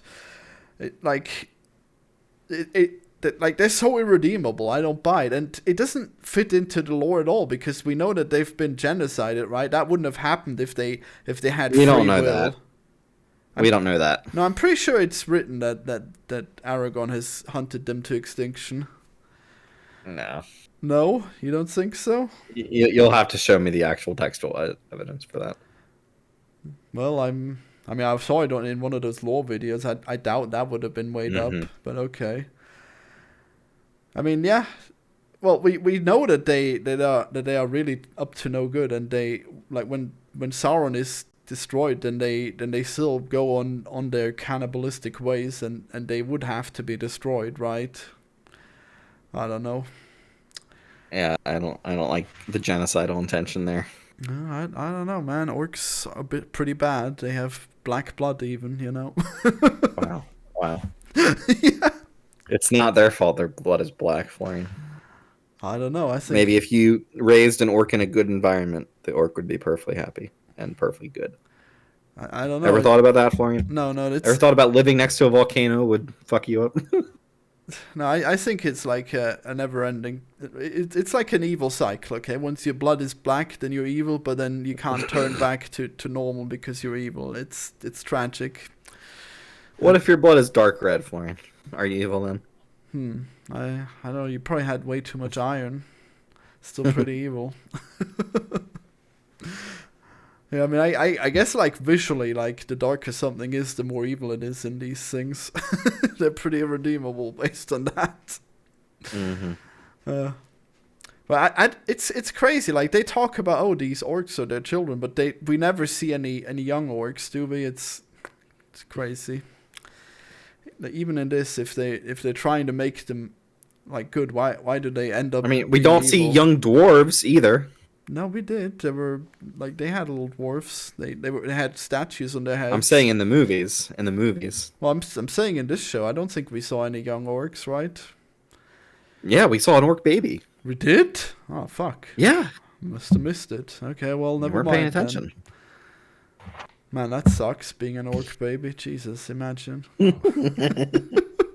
A scene where an orc begs his commander not to send him off to war before hovering protectively over his orc you're wife right. and I did baby. see that. That is horrific. You still would though, wouldn't you? Okay, that's pretty funny. I mean, do you not understand that orcs are not individuals in the sense that humans are? They're a force of nature. They're a blunt instrument to be wielded by evil. They don't care if they charge into battle and get slaughtered by the hundreds. They exist only for war. In the Two Towers, they get spawned into existence, have a helmet slapped onto their head and a sword thrust into their hand, and their first question is literally, what do you want me to kill and destroy? They don't have private lives, and you can't make me empathize with them. They are monsters. At this point, Tolkien must be spinning in his grave so fast that you could hook him up to a... Oh, that's actually funny, because he did decide that they were supposed to be more human-like in his later parts of his life, so that would have been... He's probably resting well when he cared incredibly about his world, and, like, the thing that happens when you care so much about this is you start finding the holes within your own work. So, like, yeah, he was just constantly being like, should I change the language to make this make sense? Should I, like, make this person related to this person instead of this person?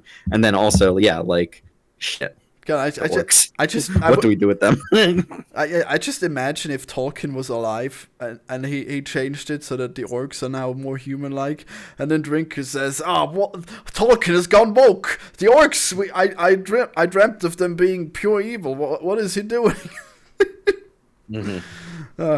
These unfinished tales, how dare he make out these orcs as humans?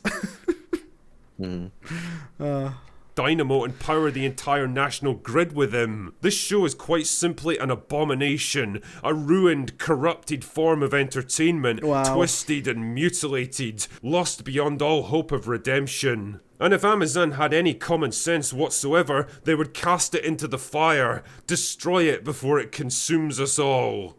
Wow. Anyway, that's all I've got for today, He feels really strongly about this show. Amazing. Alright, well, he certainly made some points there. I guess most of them were pretty bad. Let's see what the other guy says. If these other videos have any chance of making good points. How long have we been going? A while, feels like. Oh, well, we'll see. Over an hour, 15 hour. Well, let's see if we end up having any time for the substance, or if it's all about Lord of the Rings today. Pathetic. Why does he start with music? Can we skip this? And the season finale was... What is this? hot. What the fuck? The Rings of Power Season 2 Finale Review. A dreadful, pathetic disaster. That's No, what this why is. are we playing speed metal? What is going on? Yeah, that is what I'm wondering about. Let's see what he says. Garbage. The hottest of garbage you can imagine. There were a couple good things. We'll just get those out. Does he just have this copyrighted music all throughout? Wow. I mean, I don't know. You should at least preview these videos before we watch the point. I mean, it's pretty unlikely to think that he would have music Okay, throughout. Florian, I just sent you something, and I would like to go over it with you. And it's like, it's the problem that Tolkien creates with orcs, where it's like, Tolkien is Catholic, so he believes that, like, men or, like, beings that have intelligent thought should have the ability to be redeemed. Like, if there's any part of you that is redeemable, able to, like, accept Jesus into your heart, basically, that you should be redeemed. I mean, I don't see how orcs would accept Jesus. They would have a pyre, and then they would burn Jesus, just like they burned the writings of Sarah Grimbor, you know, as we've seen them chuckle as they. Well, Celebrimbor made great evil powers for Well, him. they He didn't made know the that. ring. Okay, they were just happy to destroy the elves' work. All right. Mm-hmm. They were ready for another Dark Age because that's what they like. So do you want to play this now? We want to paste it in here. I was gonna say what is no it's not a video. It's just a Oh, it was just the thing you said. it's just a chart. Yeah. Oh, a chart. Well, it's a chart. Yeah. Well, paste it in the chat. Oh, and here in the watch party, Yeah. Should be possible, right? it's an image. Is it able to be pasted as an image? Oh, never mind. Let's see if you can. Oh, there it is. Right. Ah, come on. What am I looking at? Resulting problem, moral implications, origins. Okay, can you... What do we do with this? Created evil? I mean, like, the resulting problem is that some orcs, they say, like, Gorbag, can have a moral sense, can have the ability to say, oh, I should or shouldn't do this thing because it's right or wrong. It says even if they cannot keep to it. If they can't keep to it, then you just have to raise them in a position where they will keep to it, and then they'll be moral beings. And then they can also speak, which means they have language, they have their own, like, culture, they have their own, like, society that has formed. Even if it's for evil, you can change that society to be good in some way. So orcs, like, according to the one thing, like, if they're created evil and like animals, they're maybe created evil, but they're not like animals because they can speak and they have society and they have culture. So it's like they could be created evil but created good but fallen. The idea that there may be corrupted elves was one thing, is that the orcs originally were maybe corrupted elves. So if that's true, then the orcs should be treated with mercy where possible, because they can be redeemed. This all comes down to, like, Catholic schools of thought of how you should treat people, how you can redeem others, rather than just killing them outright. I mean, I don't think that works in Lord of the Rings. I think they can't be treated with mercy. You're not gonna you're not gonna get good outcomes. It's so that funny. way. It's so funny how quickly we're just like, yep, genocide, just kill them all. Yeah, I mean they are cannibalistic. They like if they don't like if they have bread, they're unhappy. They need to have human flesh. Okay, we know this. Like they would eat each other before they settle for bread. All right. Before they settled for bread? Yeah, like they were trying to eat the the hobbits because they had nothing but bread to eat, and then he killed. Yeah, one. but he said maggoty bread, so it's bad bread. I mean, they like human flesh, so they probably enjoy maggots. Wow. Yeah. What a supposition to make. What? Oh, because there's more meat in this bread, and now it's inedible? Okay, sure. And also, if it's a different species, if it's humans or hobbits, it's not cannibalism. It's raw meat. They Although I think they do eat one of their own. Yeah, they do. You're right. They tear them apart later. But no, I think like eating any person will be cannibalism. Sorry. Mm-hmm.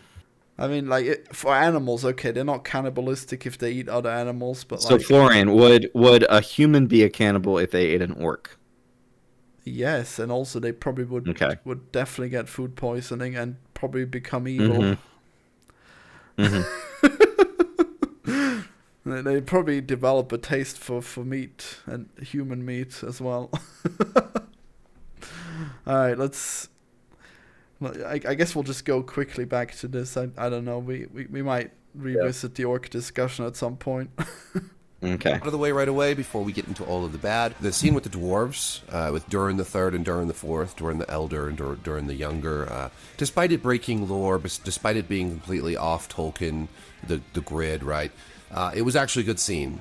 It was one of those rare gems in this mess that I was like, I really enjoyed that. Durin comes and pleads with his father to take the ring off, and he tells them this little story. He reminds him, he's like, remember when I was a kid and we would arm wrestle, and you would let me raise my arm just enough to make me think I could win before you slammed it back down. And he says, I'm begging with you to take the ring off. And his father says, dwarves do not beg. And then he breaks through the wall, and inside there's a huge cavern with veins of mithril running through it. And even Durin the Younger is like, holy crap, maybe Dad was right. What? Look at this. It's a lot of mithril. And as we know now, mithril isn't just a valuable precious metal. Where do you find these guys, Florian? Well, I just looked up like idiots complaining about Rings of Power. Mm-hmm. I mean, I went past like the reasonable ones, and I went to the ones where it says pathetic, dreadful. Mm-hmm. You know? Mm-hmm. Well, I mean that scene was good, I guess. I definitely loved that scene. Yeah, it's very Lord of the Rings like, very very good in the universe. But let's see when he has criticisms. And then the Balrog shows up. Now I know that like when it comes to the timelines and Durin the Third squeezes water from a stone because he is well cast in this role, and even with the silly Anatar wig, I find him quite compelling. People are making jokes and memes about him kind of crying. Wow. That scene with Celebrimbor had a lot of potential, and it was kind of wasted. I thought Sauron's supposed to come back to Eregion and torture Celebrimbor, and he gets the location of the 9 and the 7, but not of the 3. And I thought they could have really played with that a lot more. I did think that Celebrimbor telling him that the rings would destroy him, that he's a prisoner to them rather than their master, was good. I thought it was so goofy when he called him the Lord of the Rings. We said the thing. Oh, we said the thing. Yeah, Nice. I don't know, Florian. This is not a Everybody drinker likes guy. it. This is like he has complaints, but he's also willing to like give it some. I mean, I think compliments. I think we're about to get a shit sandwich, and now we're at the bread part, but All right. then the shit will be in the middle. Let's see. Okay. It's that. It's like when Walter White turned to Jesse and said, "You know what, Jesse? I think I'm Breaking Bad." I think it's not. All right, let's go ahead till he says more They negative just things. swings their fists around and he laughs. I mean, they just don't like. This was supposed to be a battle where you're seeing this elven lady, this powerful elven queen, fighting against this force of nature that the the most powerful evil force left in Middle-earth after Morgoth's destruction of Morgoth. And it just felt like a little teenage girl swatting at flies, like trying to get him, and she nicks him once, and he's just toying with her. And that might have worked, but I don't know. For me, it seemed totally absurd. Did you think that fight scene was bad? No, I think she comes across as a pretty fierce warrior. Yeah, this guy, I don't know. How can he possibly not enjoy that amazing fight scene? Like when they were swinging around the crown as a weapon, and she was defending against it, even though it's so weird and unpredictable. That was great. Mm-hmm. I mean, that's just how you would expect an elf to fight. We also like see the elves make like pretty strange movements in this majestic way. So I don't know. Seems perfect. It's hard to watch. It was so cringy. Then Wow. he gets the 9 because they just fall out, and she jumps off a cliff to prevent him from getting the other ring. Now, I'm sorry, but if I were Oh, so he did get the 9. Okay, well, if he says so, I guess I must have been wrong. But I You should maybe rewatch that part just so we know who ends up with it. Or wait, but isn't it a trick? Doesn't he he thinks he has them, but he doesn't? Oh yeah, you're right. I think she says in the end, you can't have this ring, nor the 9, and then she jumps. Mm-hmm. Yeah, I thought so. Oh well. But yeah, it was a great fight. This guy's wrong. Sauron, I would just go down there and get it. I mean, I don't know if he's got the magic to fly or float down, but you could surely just like walk down there. She's not that far away.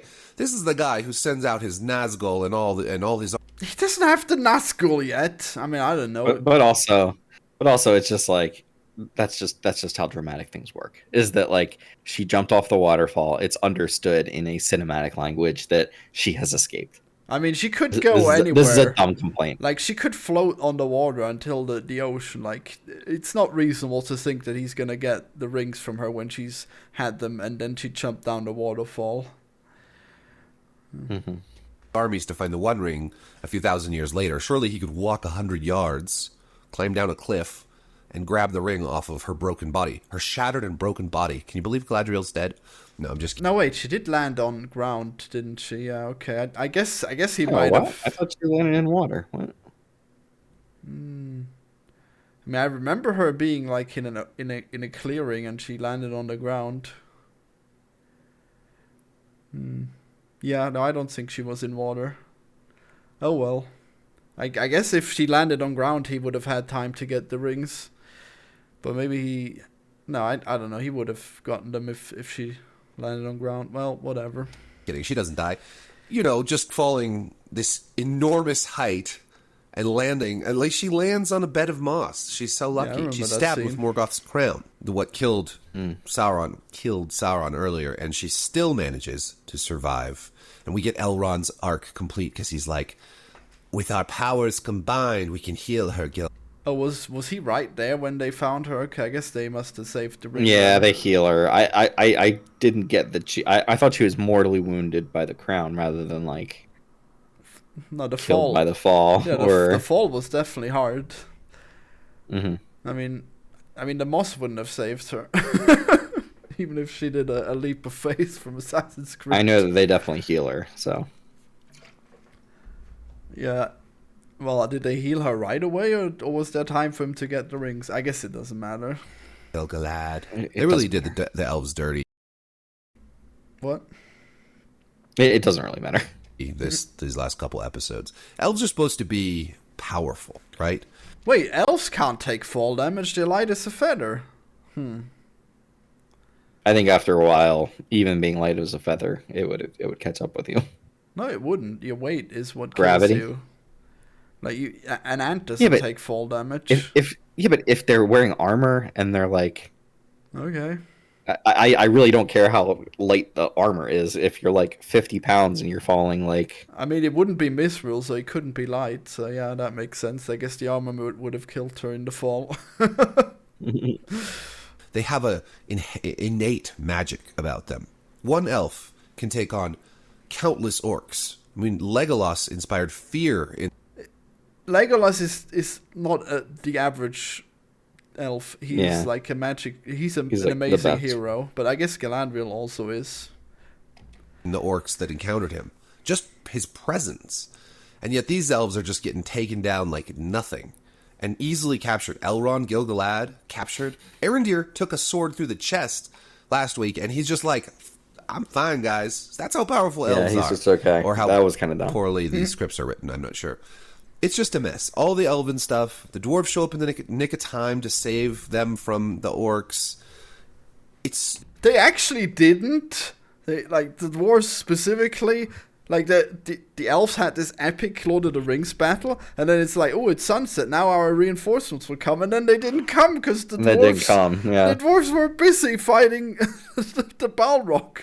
I feel like some of them did show up, but they were like, yeah, Durin isn't here because he has some personal business to attend to. His father just died. Well, no, Durin would have led the army, but he took the army to make sure that he can retake the mountain, but then he didn't send anyone out to help. Oh well, he really I think they did. No, I think they did send some people out because they literally say Durin isn't here because his father died. That was like the next day. On the day with the sunset, the elves really were counting on the dwarves, and there was not a single person.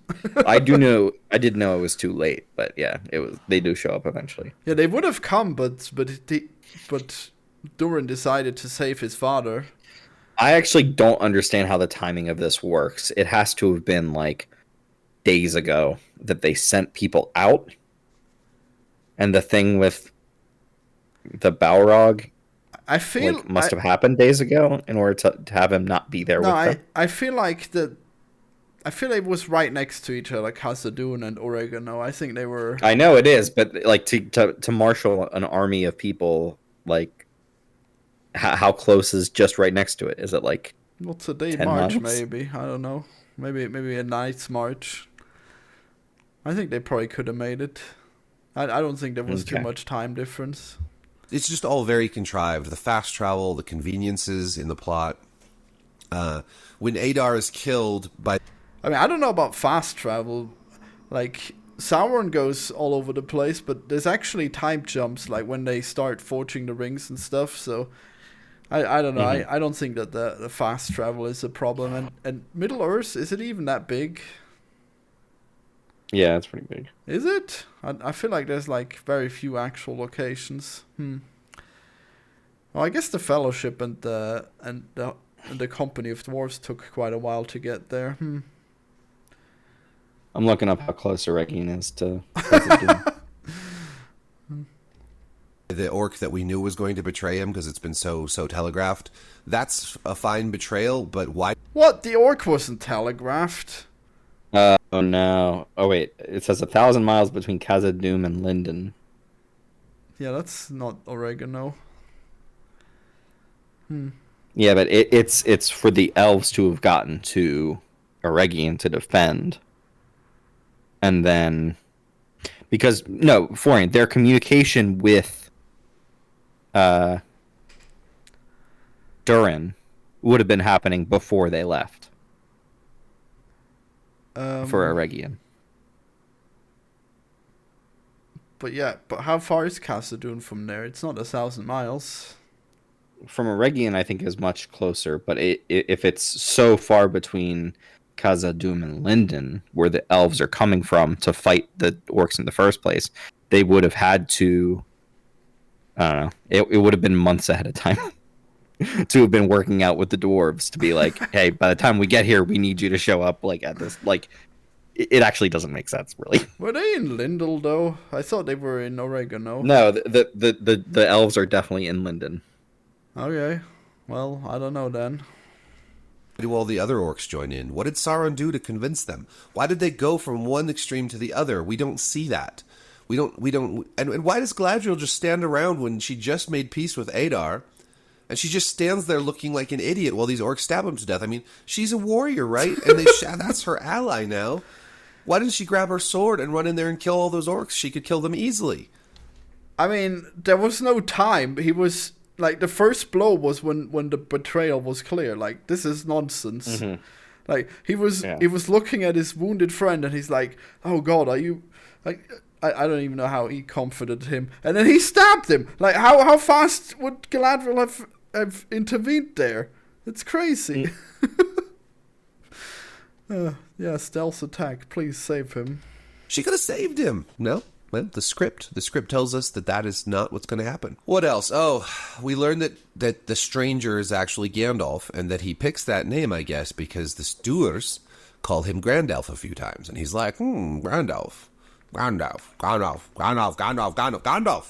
is my name. That's what happens when you have third graders write your script. I mean, I don't know, just having a guy with amnesia isn't that bad. And the fact, when they explained that, like, when he hears the name, then it'll stick. I don't know. I felt that was, like, magical in a cool way. That wasn't too terribly bad for me. It just kind of bugs me that that's what they came up with. I just hope he gets called Grandalf for a while, okay? Next season, they just call him Grandalf the entire time. Yeah. And the R has been lost to history, but it was there, you know? Script. The only part of this storyline that I enjoyed was when Gandalf, now we know he's Gandalf, oh, so surprising, when he and Tom Bombadil sit down and they sing the Bombadil song. That was nice. That was nice. The camera sort of pans out. That was cool, but every part with Tom Bombadil was gold. I don't know what he's talking about. It was... I did not care for the Tom Bombadil part. No! Oh man, he was so whimsical. The Tom Bombadil fans have waited so long for him to finally be in something. Oh. Now it starts to float up, and you think this is the end of the episode. They're ending with Gandalf and Tom Bombadil singing Tom Bombadillo, oh Lola Tom Dum Dum Bum Bum Dum Bum Dillo. And I'm like, yeah, that's nice. That's a nice way to end it. And then they go on for like 20 more minutes. Ay, ay, ay. What's the singing Stewards and No, Nori and Poppy. Huh? That wasn't true. They sang for like 2 minutes. Okay. One of the scenes, one of the episodes, like, ends on a really weird metal metal song. I don't know what happened. It does. Yeah. Do you know which one that was? Sometimes it was like episode 4 or no, 5 or 6, I think. Yeah, it came out of nowhere maybe for me. 6 or 7 maybe. But that's Bear McCreary. Bear McCreary does the music for the show, and he does great music 99% of the time. That was one of the weird times when he's taking things a little bit too far to do heavy metal with like orcish music. He just wanted to insert his heavy metal there. It had to be done. We're attacked by the Tatooine guys last time we saw them, whenever that was. Now the stranger shows up, and the Dark Wizard shows up, who's totally not Saruman. Just like that was totally not Gandalf, and Halbrand was totally not Sauron. Does he actually think that was for real Saruman? Wow. I don't think. Yeah, he's probably saying that they're lying again, but I don't think they're lying. Like, it would do serious harm to the character of Gandalf to have this be Saruman. To have Saruman be evil when he first meets him, and then somehow he reforms, and Gandalf thinks he's better now, and then he later on thinks he can't possibly be evil. It's not like that was how he was when I first met him. Well, if he's been good for 1,000 years, you probably don't have to be suspicious around him all the time. Yeah, but first impressions, Florian. Like, wow, he can never be redeemed. Poor Vegeta, he's never gonna be good, huh? In your eyes. he knows Gandalf. He's like, hello, old friend.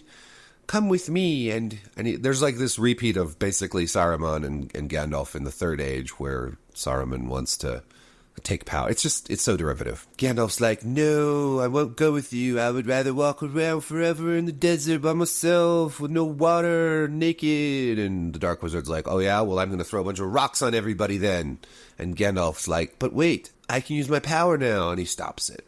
But the place is destroyed. Well, it's not destroyed. You can see that a lot of the Stewart village is still intact. Many structures are still intact. It looks like you can go in some of the buildings. There's a lot of rocks everywhere. So, naturally, they decide that they have to leave forever. Well, I assume they left because they were found out. They were like a hidden village, and now they're found out. yeah, right. And become nomads. Because picking up rocks is really hard. Like, it's really hard to pick up rocks. Yeah, okay, this is stupid.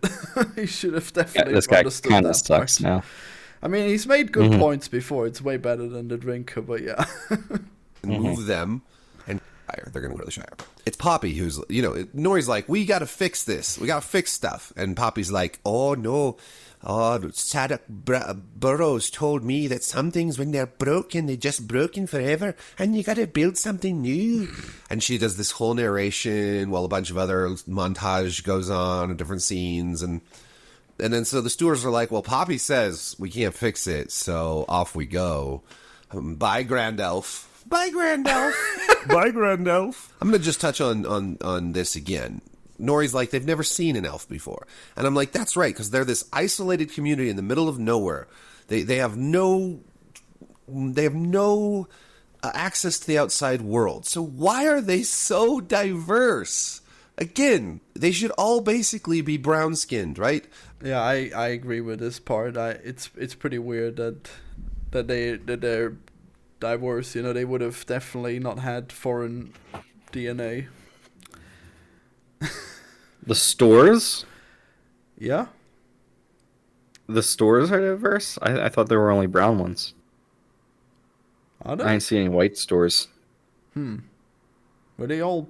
The two characters that I paid attention to were both brown people. Oh yeah, well, I guess he must be wrong then, or maybe not. Were they? And they were actually like black, in fact, almost. Mm-hmm. Yeah, I guess I don't recall any white ones. He might be wrong then. But were they related to the other hobbits from earlier? They traveled out from around where Poppy and Nori are from a while ago, probably a couple thousand years ago. Oh, interesting. And wandered out east. And I don't know whether they just interbred with the people out there or what exactly. Maybe because Sadok is black in her tribe, so maybe they were like Sadok's family or something, and so they're all black anyway. I'm making you lag when I rewind. That's funny. I wanted to see them. I guess they look black in this. Let's see. It's Poppy who's, Nori's like, is that woman white? Like, we gotta fix it's hard this. to tell. We gotta fix stuff. And Poppy's like, oh no, Sadok Burrows told me that. Okay, that woman is black in the background there. Mm-hmm. Like, do black people get white hair? Yeah. Oh, Yeah, Florian. I mean, I guess they look black here. Some things, when they're broken, they're just broken forever, and you gotta build something new. And she does this whole narration while a bunch of other. Well, I guess we don't get to see more shots of them. All right. Well, if they're all black, then he's wrong. How you make a fantasy world more realistic is to have it follow some of the tenets of science. The basic things that make No, worlds. that's actually bullshit. He's full of shit. Why would you need a fantasy world to comport with science? It's a fantasy world. You kind of just do whatever you want. Well, I mean, in the fantasy world. Well, if he's talking about like them being like diverse, that would be bad. Yeah, I think that wouldn't make sense if they've been isolated. Like they wouldn't have like. I honestly do not care. In a fantasy realm, I do not care about the races of the characters. I mean, I think it would be bad. Like I think, like you're missing out on the visual storytelling that these guys are like a tribe that's been isolated. If they're like diverse, I think that wouldn't be communicated correctly.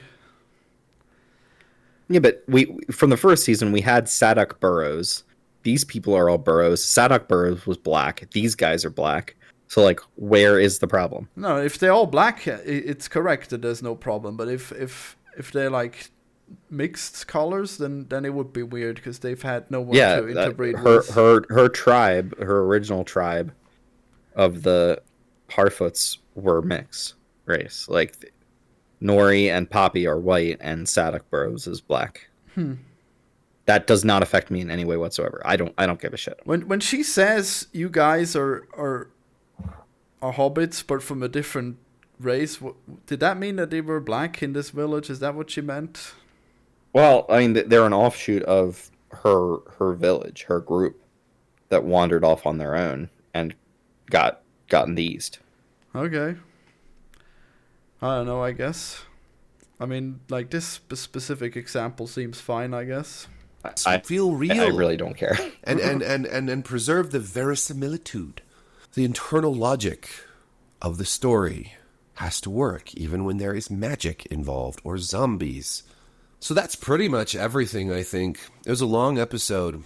Like I said, it wasn't all bad, but overall, I think this season was actually worse than season 1. Whoa. I don't know. I'd have to go back and rewatch season 1, and I don't think I'm going to do that. But I think maybe it was also that I was still learning, I was still realizing how bad things would be in season 1, whereas in season 2 I was already prepared for it. So I just noticed everything that much quicker. There was less of Galadriel overall, and that was good. But, I forgot Numenor. Hold your horses. We have to go to Numenor. In Numenor, Hold your barracks. which should have been saved for at least season 3 or season 4, but they've been doing this Numenor plot. A scroll, Al-Farazon brings a scroll to one of the leader of the faithful, and like he reads it and he's like, Sauron, and then Al-Farazon's back in charge again. He's back in charge again. Just like that. I thought that last week when Muriel swam in the water with the squid and came back out and everyone's like, she's the queen of the sea now. I thought that meant that she was in charge. But now Al-Farazon's back in charge. Basically, the plot of Numenor has been Muriel saw petals fall from a tree, so she decided to help Galadriel. Then later they see an eagle land on the windowsill, so they decide that Al-Farazon's in charge. And then Muriel goes and swims with the squid so that people think she's in charge. And then they have this scroll about that's what I was Sauron or saying something, earlier. which It we was don't know just what like- it says. And now Al-Farazon is in back charge, and and he's forth rounding is up the too faithful, much. and Elendil has to escape. Like, why did they even include the whole, like, swimming in the ocean, they're going to execute Elendil? Why did they include any of that? Why didn't they just have him escape and flee? He also gets Narsil, the sword that Aragorn eventually gets, and Muriel gives him that. It's very much cribbed from the Lord of the Rings between Aragorn and Elrond.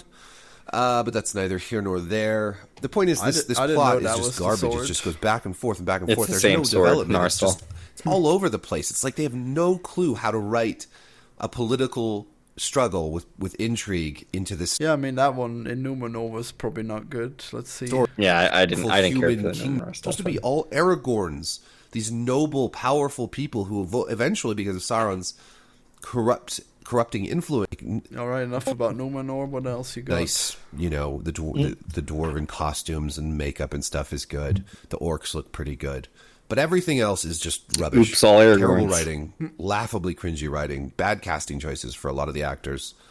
Really, they spoilers. spent like $4. What spoilers? What did we see? Never mind. He said something, but Oh, if you didn't pick okay. up on it, then good. I mean, the casting choices seem pretty good, actually. I don't know how people keep complaining about that, except for, I guess, possibly the race stuff, sure.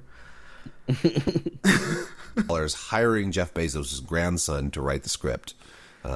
It's embarrassing. The people involved what with this should happened? be Wow. embarrassed. Isn't it Pelargir? Not Who is that? I think it's Pelargir. Who would that be? That's the place. That's Oh, okay. Right, I don't the know. location. But did they... It's like a colony of Numenor. But did they hire Jeff Bezos' grandson to to write this? Huh? That's what he said. I don't What? know.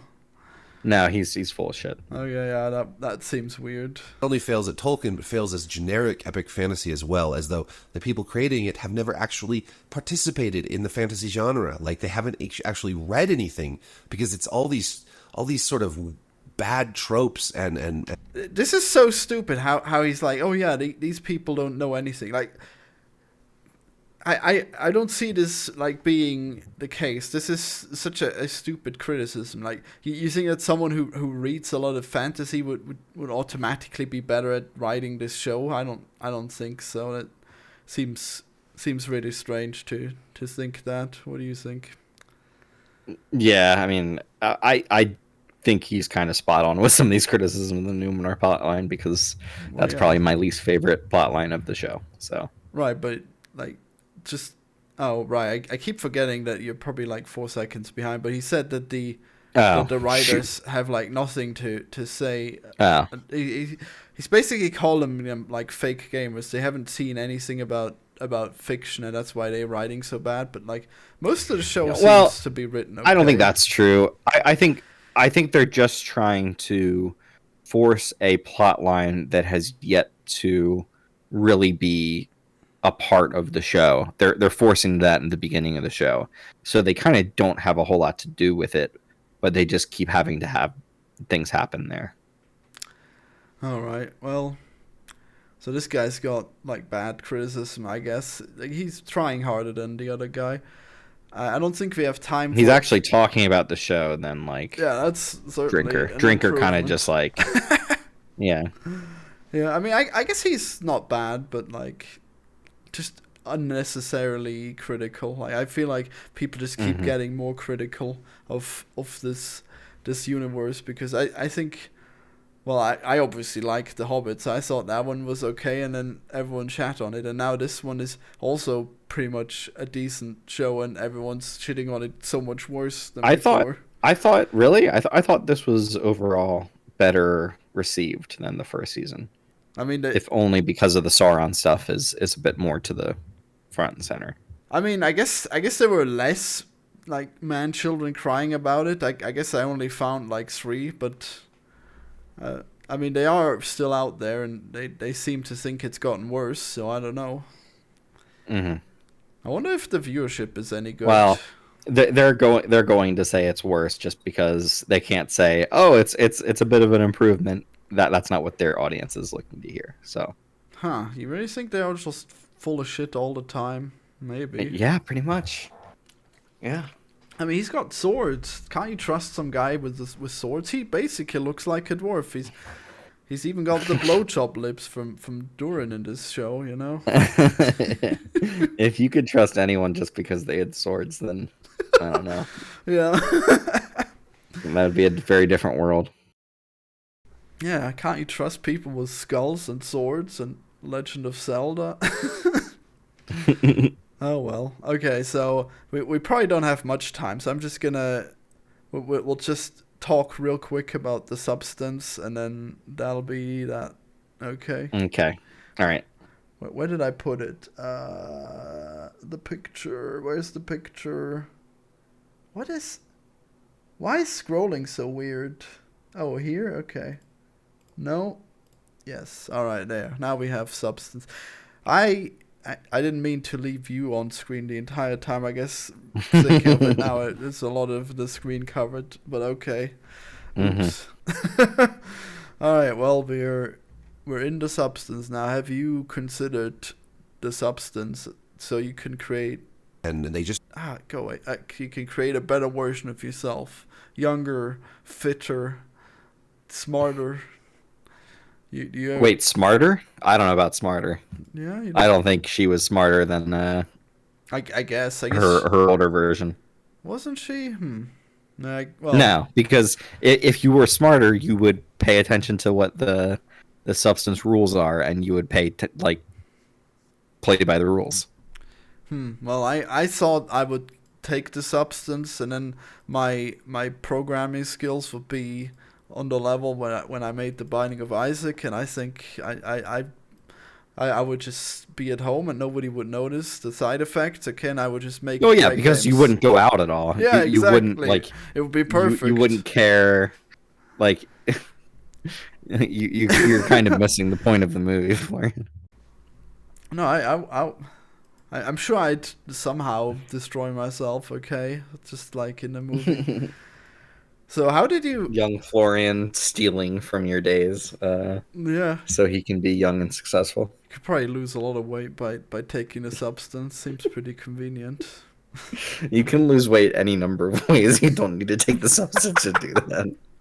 Yeah. I mean, I guess... Florian, like, I could afford to lose 20 to 30 pounds. I would take the substance to do it. Yeah, and I'll be young and smart. Yeah, definitely. I don't know. I was doing cool stuff when I was young. It could happen again. Wow. Incredible. Yeah. I don't think I would take the substance just... But, like, here's the thing. It bugs me about this movie, and I know that the movie is making points about, like, patriarchy and about women's self-image and issues, and basically just how the culture informs how we think of ourselves and how you steal from your own life. But I would just become my own manager. Like, if you have your younger self, and your younger self can only exist 1 week at a time, and then your other self has to exist for 1 week while the other self can't, why would you just not be your own manager. You're part of the success of your younger self. You're like making moves for them. You're like Yeah. part of it. Well, I Like mean, in this movie, she's like just so ashamed of her own looks that she can't possibly, and I guess she's just not smart enough to like take part in it. well, Otherwise. I don't think she would have accepted it, and also like it doesn't seem to work that way. Like the two personalities hate each other, and No, but throughout the movie, they're don't saying you are communicate. one person. You are one person. Like, I mean, they're trying to make it so that you understand that, like, the person who's Sue is also the person who is Elizabeth Sparkles. It's just that when she's young, she's like so incredibly enamored with her own success and so wanting to stay this way that she's willing to steal from her older self in order to do it. Well, she wanted to get laid, yeah, and then she did want to get that special. Mm-hmm. I guess we probably kind of skipped the too much of a plot summary here. So basically, we have Elizabeth Sparkle, the main character of the show, and she had, I guess, an Oscar, and she was a great actress, and then she became really washed up, and all she could amount to was making like these An exercise show. Yeah. these awful exercise shows where she isn't even hot, and she's wearing like really unattractive clothes, and it's very strange that this would be like a thing that people still recognize. And then eventually the channel decides to fire her when she turns 50 because she's too old now. Mm-hmm. And it's bizarre. I guess she had like no acting skills that would allow her to play older women or anything, so her life is over. So she turns to this substance where she becomes a younger Mm-hmm. version of herself, and she Right. well, and then everything goes crazy because the two versions do not cooperate properly. Mm-hmm. And the instructions on the substance are very strange, and the guy on the phone is just telling her that she's doing it all to herself and it's not really helpful, and nobody mediates. I mean, they're very simple rules to follow. Everybody gets 1 week to live as they are, and then the next week you have to go away for a week, and then your other self takes over. Like, why is that hard to follow? I mean, like, in the first time, they just delayed for, like, I don't know, like a few hours, and that already made her finger shrivel up. So it was clearly, like, the kind of setup that was designed to fail, you know? Like, you're never going to... What do you mean designed to fail? Like, the success state is you do it for 7 days, and then after those 7 days, like, that's it. I mean, yeah, you have to wait another 7 days. But she still did it on the same day, but she still lost her finger, you know? Yeah, but if you spend 24 hours, like, that's the time you've spent. It was just a few hours. It wasn't 24. She just wanted to have quick sex with the biker guy, okay? Jeez. Yeah, but I mean, for me, it's like if you have only 7 days, you do your partying on the 6th day, and then not the night of the 7th day or whatever. Like, well, she says she never gets to party or anything. She has to work all the 7 days that she's alive, and then the old woman just sits in her couch and eats turkey. So basically, this is like an extremely female-centric movie where everything is just so based on the struggles that women have with self-image and everything, and it was an interesting view, and how all the men are just disgusting pigs, and they're just constantly slobbering over these women. Yeah, Dennis Quaid is in this, and he's just like constantly eating, shoving shit into his face. Yeah, and there's disgusting close-ups of him. Yeah. Yeah. And then everything gets more and more disgusting. Oh god, and the ending. The ending is the best part of the movie to me. It sure is. There's this girl that I talked to, and she told me that she has been deeply shocked by this movie, and it was mostly the ending. But I think it was probably just everything leading up to it, because it has like so clearly you see like all the all the way that women get older and they get valued less, and it's Oh, so you're saying the old woman is more disgusting than the disgusting monster at the end?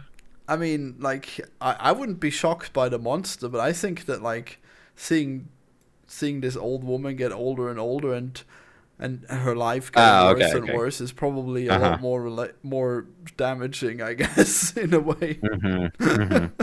Well, more shocking at least. But yeah, no, I think it was probably the ending that really did it to her. But I feel like it Well, I was really gonna say, built up. like the problem is not being able to like move past what you were known for, or like define yourself by. So like she won some kind of Oscar when she was younger, and then it's so odd to me because she has this like exercise show, and then when she becomes young, she just does an exercise show again. Like it's basically the same show. She's just younger now and hotter, and like obviously gets more things. And then so like her gig after that is some like New Year's special or something, and it's like it's just so funny to me how limited her career path is for herself, that she's not like, oh, I'm gonna go do more acting, or I'm gonna get like a better job or a different job. She's just mostly doing the same thing she was doing before. Like her own limited idea of what she can be is what traps her more than anything, I think. Well, I mean, it makes sense that her younger version would do that, because she specifically had like the flyer where it's like, oh, they're looking for her replacement, and then she's like, my replacement, I'll show you. But I mean, I think she's like specifically probably not a good actress, because she doesn't look like anything that you would cast, right? She doesn't look like an interesting old woman. She just looks like no, she's Demi Moore. She's super hot. What are you talking about? I mean, but she's just like hot. She's not interesting in any way. She's just like fading attractiveness, right? Okay. But so you're talking about somebody who should have the mind of a 50-year-old in the body of like a 20-year-old or something. You should be able to know much more about interiority and know much more about like acting than a random 20-year-old would know. So she should be able to do more with her career, but all she wants to do is be in that exercise show. I guess so. Yeah. I think that's because that's what she was trapped in for so many years. So that's all like her mind can like consider for herself. But maybe she seems like maybe she just lost the ability to act, and all she could do is exercise. and just be eye candy, and maybe she didn't like even have the power to do any real acting before. Just for me, the movie is a bit too long. I wish it was like 15 or 20 minutes. The ending, and the ending part is awesome. I love that. I would just cut out a lot of like butt shots and like there's just long parts of the show where it's just leering on her body, and I get totally that that's what they're meant to do, that it's a commentary on the male out when they're hiring her and all that stuff. But it's just too much. After a certain point, I know exactly what they're doing, and I'm just not getting anything else out of it. Well, I enjoyed that part. Yeah. Well, I mean, we see like.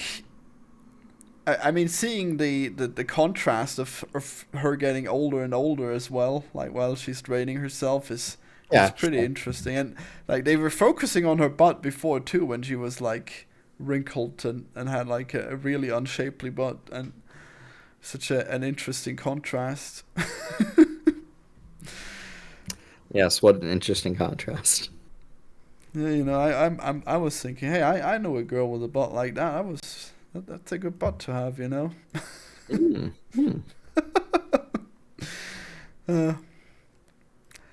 I thought, like, generally, I guess everything did take just slightly too long, but I thought like the ending was like really drawn out, and it wasn't like moving much, and like she was spinning and spraying blood for like so long. I don't know. Maybe it rolled. You like that part? I thought that. And there's like metal music playing, and she's just spraying blood everywhere. That was so loud. Oh my god, why did they turn up the cinema so loud? I don't know. Yeah. Because it's cool. Yeah, I think it was like specifically too loud, but yeah, you wouldn't know because it was just in the cinema. Yeah, it was interesting. I didn't like. Yeah, this I think it was part. overall good. Like it. I think that was definitely the best thing ever. Where I guess the spoilers have already happened, but yeah, sorry. Mm-hmm. Like when she becomes the monstrosity in the end, it was so cool. Damn it. It's awesome. I love that she has a picture of herself on her face, and they kind of just let her in. Like, Yeah, it wasn't even Sue. I don't know why they let Elizabeth Sparkle in. mm-hmm. I guess they just looked at the dress and that was all they were looking for. Yeah. Uh, Yeah, the ending is totally worth it. It goes where it needs to go. Total creature feature monstrosity. oh my god! Like I don't even know if the monstrosity was worse than like the mummified old version of her. Like that, like you saw how she had like aches in her knee when it was just like the one knee that was necrose, and now her whole body is just completely drained of any life, and she's got a huge hunchback. Pretty disgusting. And the most pendulous breasts that you've ever seen, and oh my god. I just like the image when she takes the rest of the activator or whatever, and like a bunch of irises form on her eye. Like, is just such a cool image because like it originally happens and it's just one splits off, and you now have two. But then like when she takes the rest of it, and it's so wrong that it's like a bunch of eyes forming. It's just so cool. It's weird that it didn't seem to have any features of Sue. It was all just Elizabeth being meshed up. Did you think there were any features of Sue? Very interesting. I don't know. I don't really know how to like categorize who is what in that monster version. I mean, I guess it just had like Elizabeth's face that was very clearly her. I mean, I guess there were some nice breasts that probably would have been Sue. She coughs up a boob at one point, right? It comes out of her eye. It was crazy. Out of her eye. Okay. And then what is it? She's like losing her teeth when she's Sue, and then like they're like asking her to smile, and she kind of like has to do the toothless smile. Oh yeah, and then she has to pull off her fingernails. Great. Mm-hmm. Yeah, good stuff. Man, she really like everything after she took the activator or whatever is just so good. Well, that was before the activator, actually. Okay, that was before that. Okay. Yeah, there was a lot there. Like, she locked her old self into because she kills herself. She kills her old self, and like her new self is not going to like last very long. So she takes the activator again. Yeah. When she originally locked her old self into the cupboard for 3 months, she just drained all of her life force with the syringe. God. It's like getting more and more disgusting and like infected and gross. And then she realizes she has to go back to that body. Oh my god. Yeah, that's rough. Yeah, that was true horror. I just kept thinking as she gets older and older, like, how are you going to duck under that door to get more of the kit that you have to get? Yeah, that must have been very painful. Mm-hmm. But luckily she was already so hunched over, she probably didn't have to crouch down much. But yeah, they spared us that scene at least. Mm-hmm. Yeah, I guess it's weird that she constantly had to go back for that activator, but yeah. I think they could send it to her, but you know. Yeah. Did she get something in? Oh yeah, I guess they sent it, but it was this PO box, I guess, in case she moved, so it wouldn't be in any other place. That makes sense, maybe. Right. Mm-hmm. All right, well, there we go. We had a huge discussion on The Lord of the Rings, I think. And then a little bit of substance in there. A very little bit of substance. There may have been a small abuse of the substance. I actually saw this movie in German. It was a very rare occasion where I saw it in Germany. It was not terrible, surprisingly. The dub. That's good. Yeah.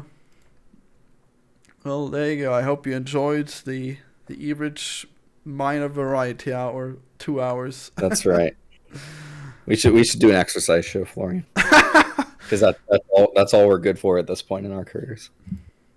Wow. Yeah, I should make a video on how I lost all the weight. It'll be pretty good. Bump it up with Florian. Yeah.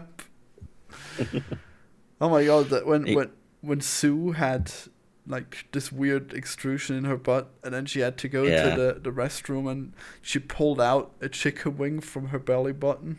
Mm-hmm. A turkey leg. That was just a nightmare. It was just a nightmare. Ugh. Right. She was so pissed that her old self had eaten an entire turkey. Oof. Mm-hmm. Yeah, they were really punishing each other. What a shame. But if you're wondering why she has this huge scar on her back, that's where the young version is born, out of the back. So it's very symbolic of this whole transformation. Right. Yeah. So now you know about the substance without having seen the movie. Yeah. Sorry. You should still see it. It was pretty cool. Pretty shocking. All right. Subscribe. Bye. Bye-bye.